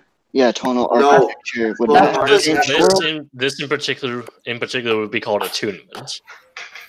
Would because it's all forms of it, not just tonal architecture. Would that kind of magic been what changed the world? I have a different idea. All right. I have a different idea. The way I see it, in the Dawn era, there was only one land, which was all lands simultaneously and whatever. Things were weird back then. And both elves and men were the same thing. They were the Etada that became the Elnofe. The old Elnofe and wandering Elnofe are irrelevant designations. They are one and the same. Hold on, Matt. I just had a oh, your eureka moment right there. yeah. Did you see that? Space and time are intimately related because that's how that works. So if time is timeless, it's in one point and it's an infinite. Yeah, all space is the same. All the lands of Nirn are the same. Yeah. And the separation between, and that's my point. Oh, because the Elnofe broke down into two groups, the ones that sided with Lorcan and the ones that sided with Auriel, and became the men and elves. The lands that were one were separated into many. Oh, that's spicy.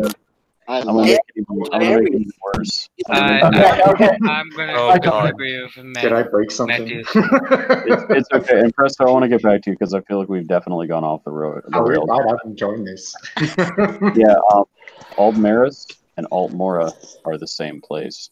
See, and that was my thought for a long time. I do kind of agree. I always thought that. I always thought they were the according same to MK ideologies. Atmora and Aldmaris only exist in the Dawn era. He says that neither of them exist in the Dawn. Yeah, see, and I've been shouted down about Atmora is the mannish interpretation of the Dawn. It's frozen and desolate, and it's a wasteland, and no one can survive there. But then the Marish interpretation of the Dawn is, it's idyllic. Is that it's a land of endless summer. It's a land of beauty and enlightenment. Right. Yeah. I agree. Well, you said something earlier. If you go north far enough, you reach south.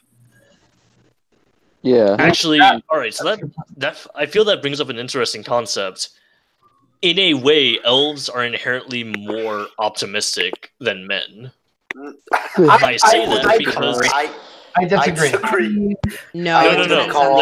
Hear me out, Jesus. Christ, God fucking mighty. All right, what I fucking mean is that their interpretation of the past is inherently more optimistic than men, because men interpret the past as being cold, desolate, and worthless. Meanwhile, the Mer interpret the past as being this beautiful summer land of endless warmth. But it's this whole notion of they view the past as, oh, the past had all this great knowledge that we can never get again. While that is an incredibly saddening thing to think about, that's still inherently more optimistic than saying, oh, the past doesn't matter, it's useless. I would counterpoint. I would say the elves are very nostalgic and they miss their past, but the men have accepted their fate and they're optimistic about the now. They're like, this is it, we're here now. And same with the Dunmer. They're similar with men in that regard, I think. Yeah, I mean, if we're going to go back to High Elves, I mean, like I was talking about how myths and they arrange your society. If you look at the ESO, like the Jury skill book thing, they talk about how that each person in that society, like their rank, their job is actually well respected, and that was really the only place that they had. And these jobs are generational, like family. So really, it's the whole concept of if you're working, you're respected, but if you're working your family's job, you're really respected. Yeah, and my interpretation of that is like that would be really tragic if a family went extinct because they have such a nostalgia for the past that they lost something from that past when they did that. Now, see, I actually have something. I have something that you could kind of say is sort of related to that. The Hulken that you meet, the orphan child, or the I guess technically orphan man because he's like what 50 or something. What I mean there, though, is that he has no family. Like he has no family to tie his honor to, and most people kind of look down on him as like, "Oh, you have no family to honor." This, that, and the other. But when you talk to him, he almost sounds relieved to not have a family. Yeah, it sucks. He didn't have a good life growing up, but by not having a family, he's effectively allowed to do whatever the hell he wants because he's not going to bring shame to anyone. He's free of that burden. Exactly. And that responsibility. Which I think is actually very interesting. Can we go back for a second to what you said about men and mer, optimism and pessimism? Yeah, sure. Every man and every mer was once a star. I mean, we really have to ask, well, what is the lens that you're looking at? I mean, what's your frame of reference to determine what is pessimistic or optimistic? Because you're looking at it towards the Dawn era. How do they view the Dawn era? How about how they view the future? Now, if we look at Mundus, if we look at the mortal plane, men are optimistic as shit. They are so things. And I'm speaking as an atheist. Okay, people have asked me, oh well, if you don't worship God, well then what's the point? I said, well the point is to be temporary. You smell the flowers and you savor the good things in life because you know that your time is temporary. That makes life worth it. That's how men view Mundus. We have been given this gift to see things through a temporary lens. We now understand that family is important and spending time with our loved ones and drinking good drink and eating good food. They are important because that's what matters in life. We're here to live. Let's live. That's what I was saying earlier. Was that I thought that Almaris and Atmora were the same place, just from two different ideologies. Yeah, and that's but then the elves, they look at it like, oh, well, we're trapped here. We don't want to be here. We want to be out there where we can be infinite. We can be, spirits or angels or whatever. But then that leads to a very strange thing with the elves, wherein because they recognize that they are temporary, family becomes even more important because that's the only way to actually be immortal.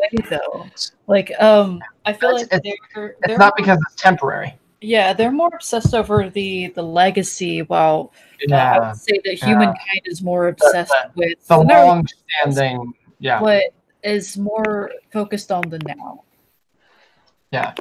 So I'm going to backtrack a bit further. Which race is more optimistic about the future, though? See, that's the thing. I was going to say men are more optimistic about the future, and Argonians are more optimistic about the now, because Argonians only have the concept of now. That's kind of cheating, though. That's like Zen Buddhism right there. It's cheating to say Argonians are optimistic about the now. Yeah, it's like they're living in the now. That's Argonians only care about the now. In fact, I said this once in the Selectives Lorecast. I mentioned how because we did an Argonian Lorecast, and I was the only one. I was the only one who played Murkmire. So in that moment, it was a bad cast. In that brief moment, you were a god. I was the most knowledgeable person on the Argonian. And at one point, this character, he says, "Nothing good comes from stone." Stone is a metaphor for history within the Elder Scrolls. Memory stone and stone water. Even then, like all the Zanmirs are viewed with suspicion and fear and dread. Those are literally just fucking nests made of stone. Yeah, and so nothing good ever comes from Molag Bal. Nothing good ever comes from Molag Balls. Molag Balls. Oh, good. Molag Grunda, for example. Exactly. Unless you're Harkin. So I mean, the point is that the Argonians are all about, they're all about the now. They're all about the change. They go with the flow, man. They're boy. This way. See, that's weird that you say that, because I'm pretty sure the Khajiit are the stoners. Yeah, basically. They don't worry about anything that is not right now. I mean, the Argonians do drink his step. Oh yeah, of course they are. Because why wouldn't you? Yeah, but at the same time, I'm pretty sure his step doesn't affect them the way it affects us. Yeah. Well, maybe it affects them in a way. We don't know how his step would affect us because we're human beings in real life, but exactly. I like to think it's like ayahuasca. Ayahuasca. Yeah. I would think it was ayahuasca. That's how I choose to see it until I'm proven otherwise. Before I forget, I want to go back to the second part of Preston's question, which was about and I mean we kind of brushed on this real quick, whether perception makes reality in the Elder Scrolls. And I said no. And my reasoning for that is all of reality exists within the mind of the dreamer, right? And people will argue with me about this and say, oh, well, that's just a metaphor. Well, fuck that. Okay. So if it's literal, can we see like no, how is that not perception? All right, now listen. While most things are metaphor, existing in the mind of the dreamer is the only real thing. But it's a realist metaphor. It's the realist metaphor. Well, no. I mean, we know that the most manifest metaphor. We know that metaphor makes manifest within the Arbus. So outside of the Arbus, why would we assume that things are metaphor? You see what I'm saying? Are we assuming we're outside the Arbus?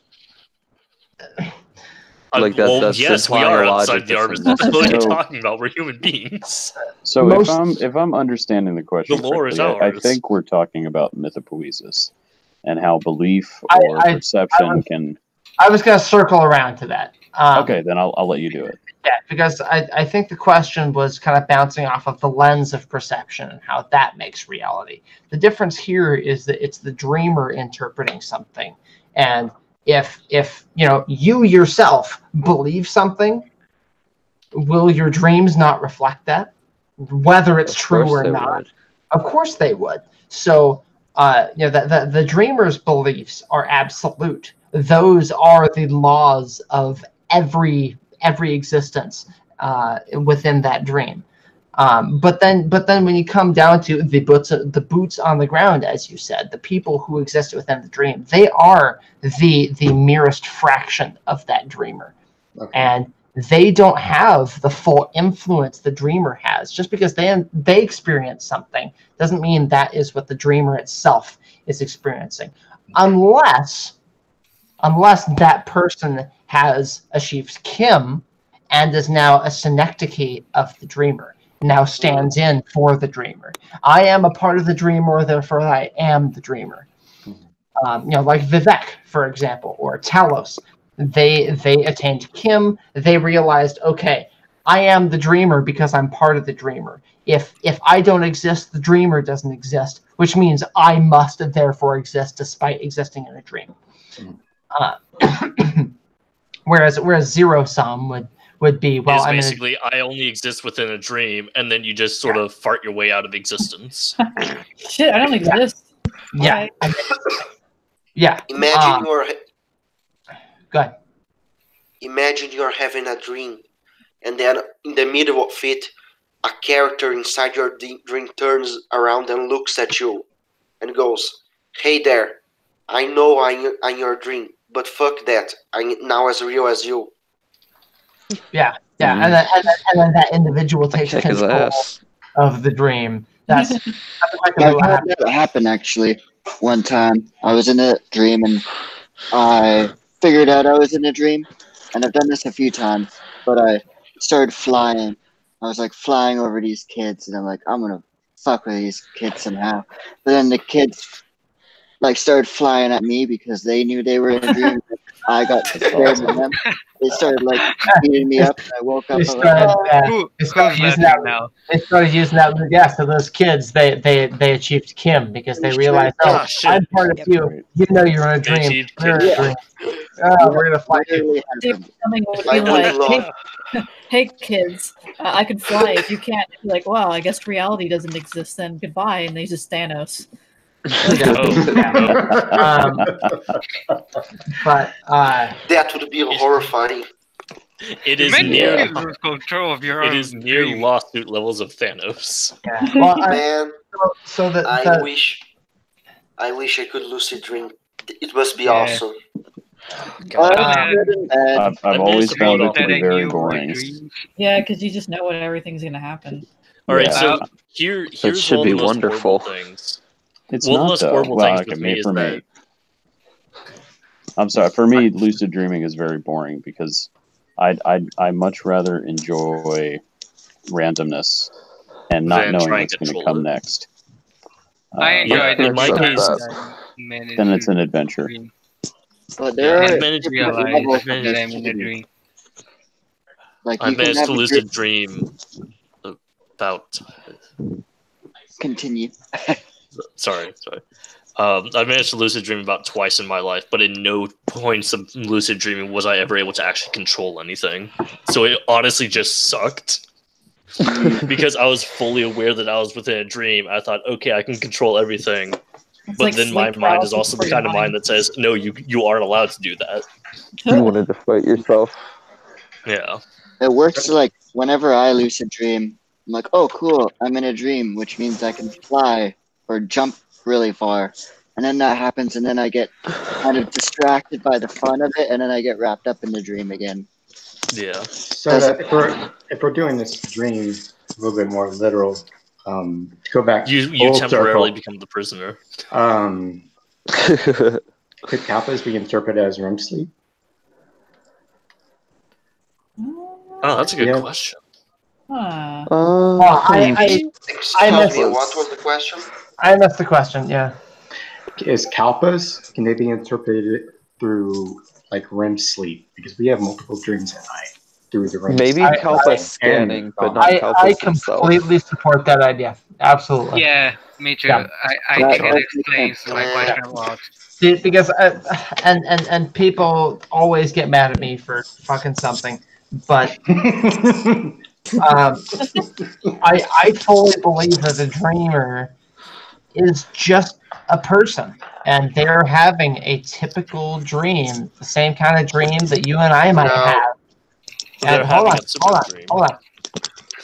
And that's Rogue Aldorn in text to speech. No.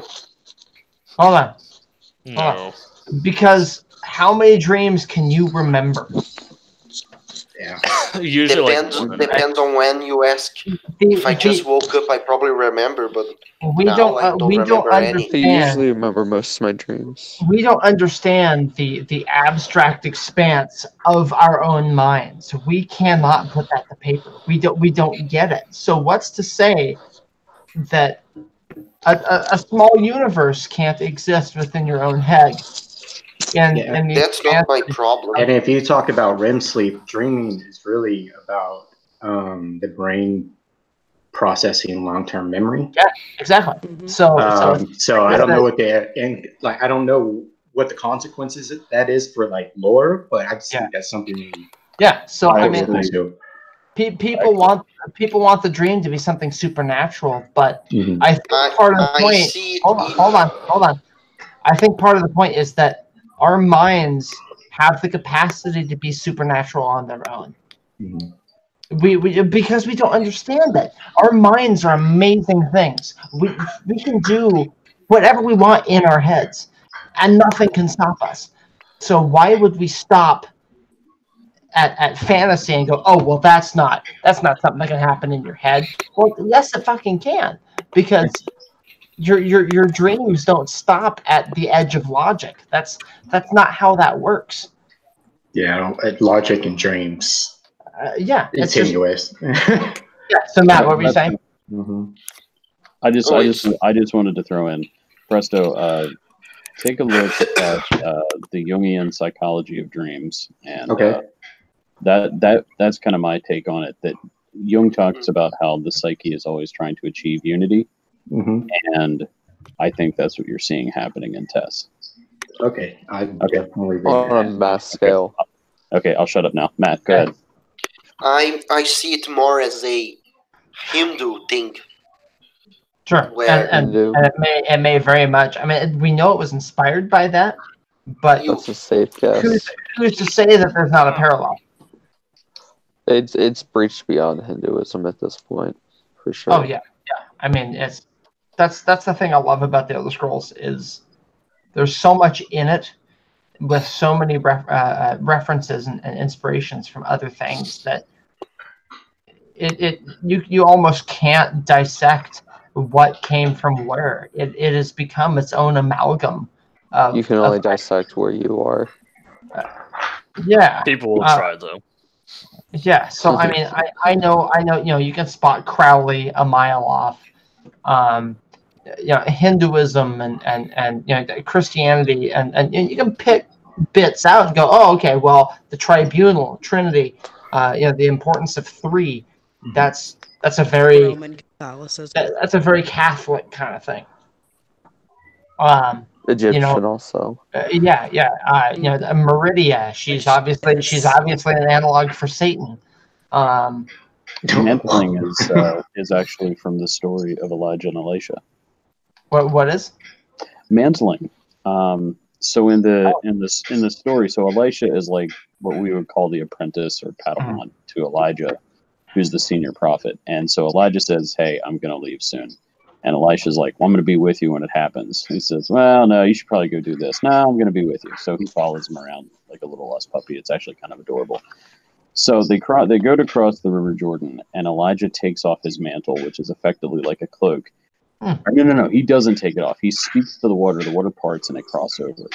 And then angels come down, they take Elijah, and he flies off. And his mantle is left. And Elisha picks up the mantle, goes back to the river, slaps the river with it, opens it up, and crosses over it in the same way, but slightly different. That's mantling. That's actually fascinating. It's pretty cool, right? Because not only is it the origins of the phrase "taking the mantle," taking up the mantle. Yep. But it's a good definition.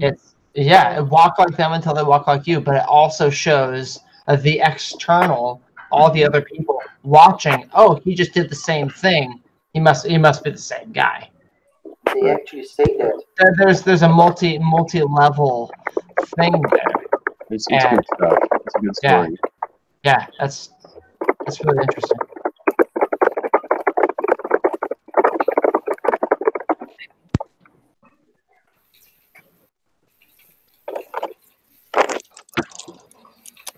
Huh. Yeah. Okay. Yeah. I'm all pensive now. Sorry. That's all right, man. No, I love when you drop those bombs on me because it's. I actually got that from Kirkbride. He taught. Oh, did you? I did. I was gonna say that sounds like. Of course, you fucking did because. I can't remember where he dropped that. But I'm afraid to approach Kirkbite about lore. I mean, I comment on his miniature painting, but that's about it. No, he and I don't talk about lore except one time, and mostly it's me like sending things. By the way, your dog is awesome. And he's like, I know. That's about it. Yeah, the only. He did respond to me one time. I don't remember what the question was, because I was starstruck that he responded to me. Right. I feel that. It was. I mean, it was in like a. It wasn't an IRC. It might have been like a Discord or something. Because I was using the White Guar handle. That's a good handle. And he responded to me as the White Guar, and nice. It was something simple like, or is it? And that was right. I was like, oh man. No, that's a big honor. Well, I mean, I'm friends with him on Facebook, so is Michael. So's a bunch of us. You guys have be a lot more active in the stories, and then like the only the first interaction we had was through memes. Yeah, I mean, that's good interaction. He's not as approachable as Lady Nerevar is. Yeah, I've talked to her a few times. He used to be a lot more active back when the old Bethesda formed. And that's I think that's where he and I talked about it. But yeah, well, I think because they used to have these dev RP sessions where they would pretend to be different characters and they'd have these big discussions, and of course all of us are watching like, oh my god, this is the greatest thing ever. Yeah. And then that eventually kind of went by the wayside. But he stuck around to continue to drop these crazy lore bombs. Well, he's a pretty controversial. I'm hoping Shek I'm hoping Tuttle will bring back the kind of the dev RPs. I think that's great. He really likes characters. I think that's one of the questions I sent in to ask him. Because I guess if you don't know, I sent in an email to both Gina Bruno and Jessica Folsom, who are the two community managers for ESO. And they're on the streams every time. They basically run the streams. And so they had a couple like interviews planned. Yeah, one of those was me. So they were indirectly talking about me there. The other was probably UESB. The other might be UESB.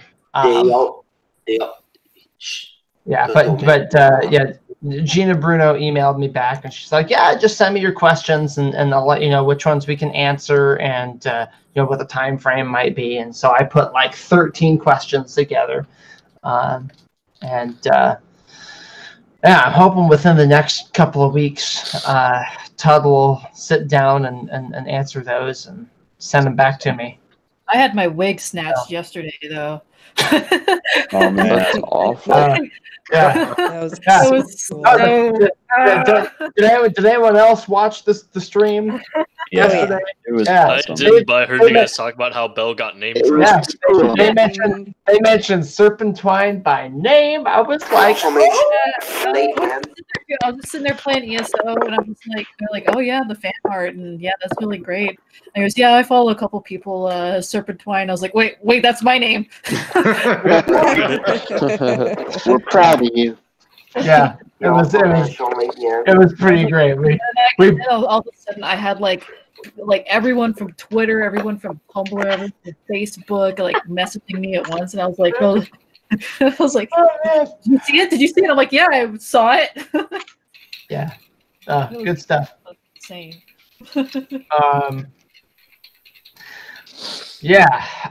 So Harbinger or Preston, do you have anything else you want to talk about? I think we've got time for maybe one more good bout before I kill the stream, because we're hitting them almost 2 hours. I think now. So. I think I had all my questions answered so pretty far. much exhausted. Okay. Yeah, same. I have a topic. What's that, Preston? I said, yeah, I don't either. But I appreciate y'all taking the time. Yeah. I mean, that's kind of the point of. So I do two different live streams. There's this one, and there's the Selectives Lorecast. And I try to be on as many of those as possible. The Selectives Lorecast is a lot more structured, even though Run Dead says it's casual. But we actually have a plan about what we're going to talk about, and we do research and we compile notes, and it's a whole thing. And Michael's been on there a few times with me. And so that's for some of the more the deeper stuff. That was a really good one too for like anyone who's really starting off with horror to like, if you want to go into a certain subject, there's usually y'all have like a subject for everything. Yeah. We decide on that.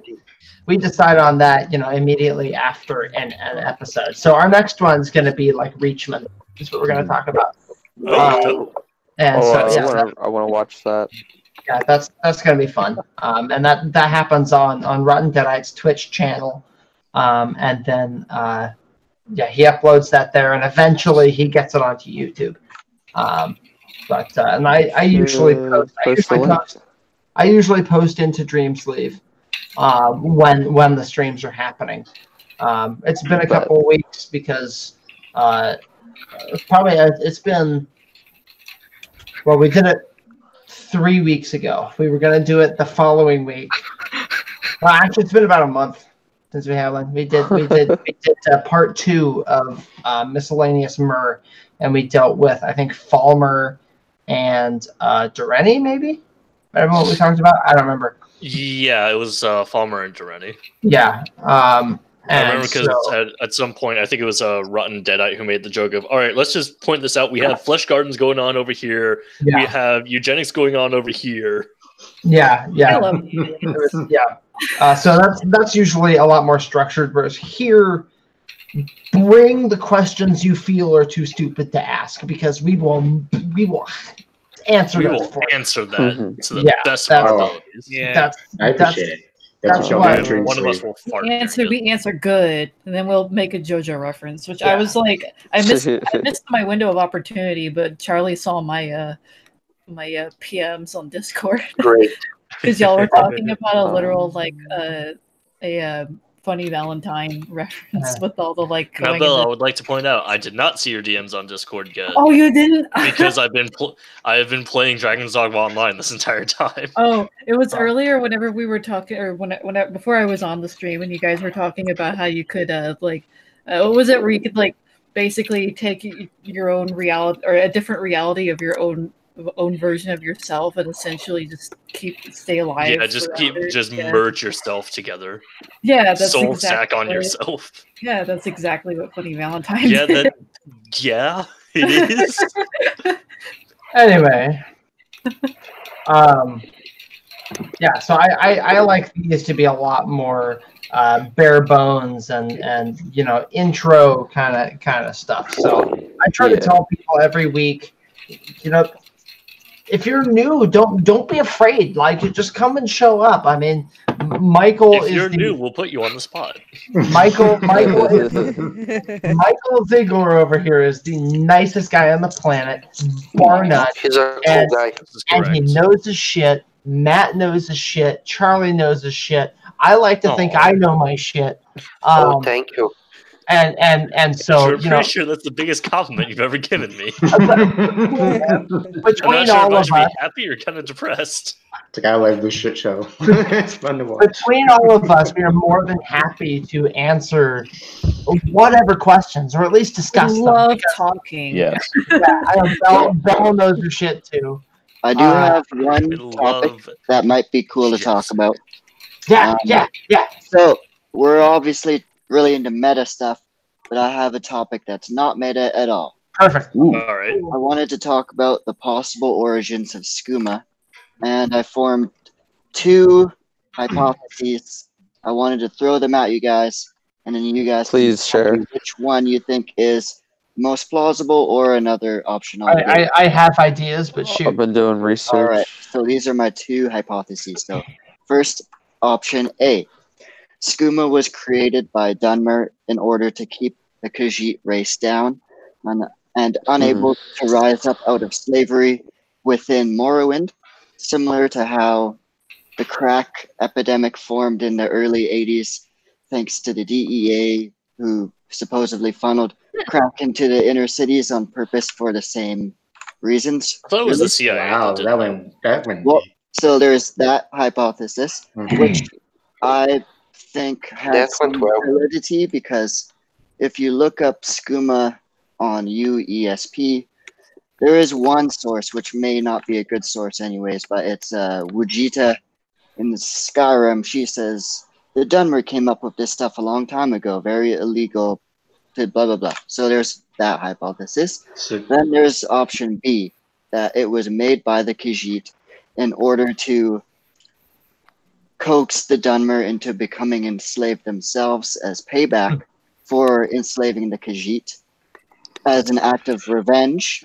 However, this obviously backfired on the Khajiit. Anyways, if this is the case, because of the sweet teeth that Khajiit have. And so I think it's I the actually have a Khajiit's third own option for invention. that. So I was just not quite done yet, though. Okay. So, In full circle. even if it did happen this way, I guess it doesn't really matter because the Khajiit got the shitty end of the stick. But I just posted something. the in the Dunmer chat. still have the higher ground because they aren't as susceptible to becoming addicted. And so even if the Khajiit did make it, the Dunmer could have taken credit for it. Anyways, and then All right. another way that the Khajiit have some, it's possible they could have made it, is because they know all about moon sugar. That is what I'm throwing at you. I'm love to hear what you have to say. So I actually have an answer to this, and it's a third option that states that the Dunmer have nothing to do with it whatsoever. Yeah.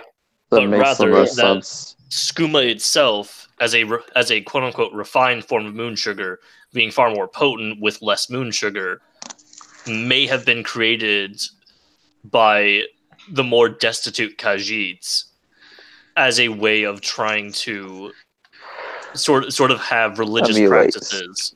But it, of course, backfired majorly in the case of you now accidentally made a highly addictive drug rather than just getting more moon sugar out of your moon sugar. Okay, makes sense. So just because you're making it for themselves. Yeah, and of course, eventually, like it may have started like that, but eventually it became an illicit drug that became widespread throughout Tamriel. I got a fourth option here. Oh boy. So I noticed how you made connections to the war on drugs and how that relates to race relations in the United States, and I appreciate that reference.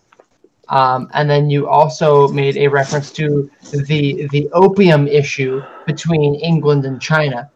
But I think it's so much more primal than that. I've been wanting to, I've been flirting with the idea of writing a paper about why fermentation is the true cradle of civilization. I agree with that completely. We began farming because we realized that if we ferment wheat, we can make beer. Mm-hmm. And so if we take that same kind of idea and we apply it to moon sugar, we can take moon sugar, we can refine it, we can make skooma. It's literally sugar cane to rum. Mm-hmm. Skooma is the hallucinogenic rum of the Elder Scrolls, because people figured out, if we ferment moon sugar, well, we can make this much more much more fun substance. And there we go. So it's so much more simple. And it's not necessarily about one group trying to overtake another or whatever. It's just simple human nature. Yeah. And I mean, regardless of race in the Elder Scrolls, but maybe with the exception of Argonians, all the races kind of have some measure of human nature in them. Yeah. And going back to his first option, I don't know if I read this or if it's somebody's headcanon, but I did hear about like the Dunmer would make their slaves addicted to a drug, so that they would always come back to them to get more of that drug. Does that sound familiar? Which I mean that would make a lot of sense because I mean that's something that happens in real life. You get prostitution rings. They'll get their prostitutes or whatever and get them hooked on heroin. Same thing, you know. Yeah, it's plausible. Yeah, I mean it's so definitely possible. And I mean that may be something the Dres do. That's how they operate. Operate. That would not surprise me. You know, I feel like getting up towards Vardenfell, maybe a little less of that, like the Dren plantation, for instance. I mean, I imagine.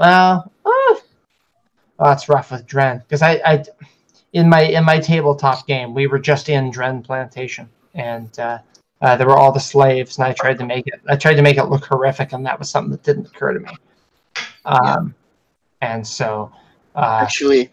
I have the reason I'm asking all these skooma things because I have a plot kind of twist I thought of today for my backstory for my Elder Scrolls Online character, where he kind of has a rough upbringing where his parents were skooma addicts.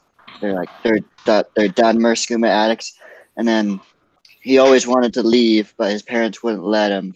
And then he's like, he really wants to leave, and then his parents are like, all right, we'll let you go to Vardenfell, but only if you do a big skooma deal for us. And then he's like, fuck you guys, I'm going to House Redoran. And then becomes a Redoran dude. But then later on, I was thinking today would be cool if, like, as a tragic story, his parents, like, overdose on skooma. So then he's like, oh, fuck, I actually do care about my parents, and he wants to find out what happened to them. So he goes back, and then he kind of finds out that they died because of drugs that Khajiit sold his parents. And then he gets all racist and he's like, fucking Khajiit. They're all a bunch of drug dealers. And then he kind of starts to hate Khajiit. And then he finds out that the Khajiit are addicted to skooma, the dealers, just as much as his parents were. And then it kind of comes around to the fact that this Khajiit are enslaved by skooma, and the Kingpin is actually a Dunmer in the end anyways. So he's like, oh, I can't really be racist towards Khajiit because it's not really their fault. They're slaves too. But I wanted to just kind of know if there was any definite origins of skooma, but I guess it's kind of up in the air like a lot of elders. There's no official origin that I've read. There is an ESO when you get to Haven in Grotwood. You brew up what might be skooma. You brew up rot meth, I think. Yeah. No, I don't think. Rot meth. No, yeah. No, you do make skooma. That's right. Sorry, I was thinking of not in Grotwood, in Malbal Tor. You hope it's making rot meth. Yeah, and one of the interesting things about it is that it includes hist sap. So that's a whole other lore cast. I'm not going to touch that right now. Oh God, yeah, you're right. But I like all these theories. And when we did the Khajiit lore cast a while ago, I presented the first one that it was the Dunmer who came up with it. But I said it may have been the Khajiit as an act of revenge. So I like that idea as well. I like all of them. That may be where I heard that theory. No, I actually have a question now. I like in regards to this talk of slavery, whether it be to actual Dunmer or be to drugs. It reminds me that in ESO, the Ebonheart Pact outlaws Argonian slavery. Yeah. Does it outlaw Khajiit slavery, though? I believe it does. Is it all slavery or just Argonian slavery? I think it's all slavery. Yeah, it's all slavery. Okay, I would hope so. We know that Telvanni kind of just do their thing. Anyway. Well, Telvanni never signed on with the Ebonheart Pact anyway, so of course they're gonna flaunt that. That's interesting because I mean you got the enemies, and then you have free labor there. Why not take a wood elf and Khajiit to do slavery work in that context? Yeah. So the Ebonheart Pact is morally superior. So one of the things I did want to point out, I really wish Mac was here because Mac and I were having a conversation about this the other night. Part of the trick, whoever you believe it was that created skooma out of moon sugar, is that moon sugar isn't just sugar cane. It's sugar cane that has been infused with moon's light And according to some texts, is the crystallized light of the moon, which could be the divine essence of the moon or moons, which the Khajiit eat. And Mac and my conversation was about that this sounds an awful lot like the Eucharist in Christianity. And then imagine taking Eucharistic bread and, I don't know, making booze out of it. This is like this is a blasphemy, like beyond. And so when I was working on the Beyond Skyrim Elsewhere, the making of skooma was one of the ultimate blasphemies. I can definitely see that. Yeah. It's really, really bad. Yeah, Mac explained that to me before. That makes a lot of sense. Making like crazy hard bar drink out of wine, I guess, in the Christian sense. Yeah, so I mean, it's it is their like holiest substance for the Khajiit. The moon sugar is like this is like their thing, right? It's how they experience the divines or however you want to put it. I mean, it's through moon sugar that they go to the moons, etc. I have a question then. Like Lamar there. Oh, go ahead. I have a question then. This isn't lore really. This is just kind of a dumb, stupid question I want to ask now. Does that mean that if I make a religion wherein our most holy plant is the cocoa bean, can I say that milk chocolate is the greatest heresy? Of course. If it's your religion, you can do whatever you want. Dark chocolate is the only true path to salvation. There you go. There you go. I'm more Follow me and I shall man. lead you to the path of salvation. Yeah. Also, Michael, that's cool. I didn't know you worked on Beyond Skyrim. I mean, Beyond Skyrim. I did for 2 years. I'm not on the team anymore. So so in your case, the That's transmutation turns to actual Jesus, but now you're just eating Lorcan. Oh, I'm sorry. Can you say that again, Presto? Like in is it transmutation's term when they take the bread and it turns into the body of Jesus? It's transubstantiation. There you go. You're eating Lorcan. It's coming from the moon? We're eating. No. Awesome. The idea. Okay, so this is a specifically Khajiit idea. Is that the idea that the moons are Lorcat's body is a heresy. The moons are Joan and Jode are two different gods. The body of and Lorcaj is his own moon. Is the fourth moon. There are 4 moons. You can only ever see 2 of them. There's Joan and Jode. Wait, hold on. I thought that Lorcaj played into the 3rd moon, and it was that when you had the 3 moons align. The 3rd moon is the main, or it could be the 4th. Right. The main in his divine aspect, his or her divine aspect, and then the 4th or 3rd, depending on how you number them, is Lorcaj, or the Den of Lorcaj, which you go to in ESO. Got a quick question, Michael. You said moonlight helps make moon sugar, but real moonlight is the sun reflecting on the moon, right? Right. So is that similar to how it works in this sense? Well, I don't know. We're not sure. Yeah, and the real trick with that the sun's a hole. If it's the real trick with it is if sunlight, or if moonlight is just sunlight refracted, why doesn't moonlight kill vampires? Right. Especially in Tamriel. And why wouldn't the normal sun make moon sugar as well? Exactly. Mind blown once that's again. a point where I would say that you could almost argue it's the same reason as to why you can see the planets, because they are divine planes. Because Joan and Jode are divine entities, they radiate their own energy. Right. But that energy doesn't necessarily reflect off of things. Well, off of most things. So rather than reflecting off of another celestial body, it's just pouring onto you. So the light that comes from the whole Magnus left behind isn't going to reflect off of any particular body. It's just going to shine out. Right. It's like if everything in the universe is matte. So MATTE is what I mean there. So by using deduction, it couldn't be sunlight bouncing off of it then. So we at least. I mean, to be fair, sunlight is technically just raw ethereal energy. Right. Yeah, but yeah, that. Which means vampires are just weak to magic. Mm-hmm. In its raw form, at least. Yeah. Because they don't have any of their own. Well, they do, and that's well. Well, they leech it. They store it. They leech. They're like walking welcome stones. That is a really brilliant idea. I like that a lot. When can I make a welcome stone golem? Well, I mean, you can get 10,000 souls. You can get a few of them. 10,000 souls really puts a crick in the neck. That's a little steep. Speaking of, I got a new house in ESO recently. Nice. Oh boy. A bigger one. Which one? I got the Forsaken Stronghold in Bankorai, and I wanted to give it like a woodsy feel, so I got a whole bunch of those really big trees you can get in Grotwood, and just filled it up with a bunch of really tall trees, so it looks very secluded and woodsy. Nice. Cool. Hey, Andrew. Yo. What time is it where you are? 10:30.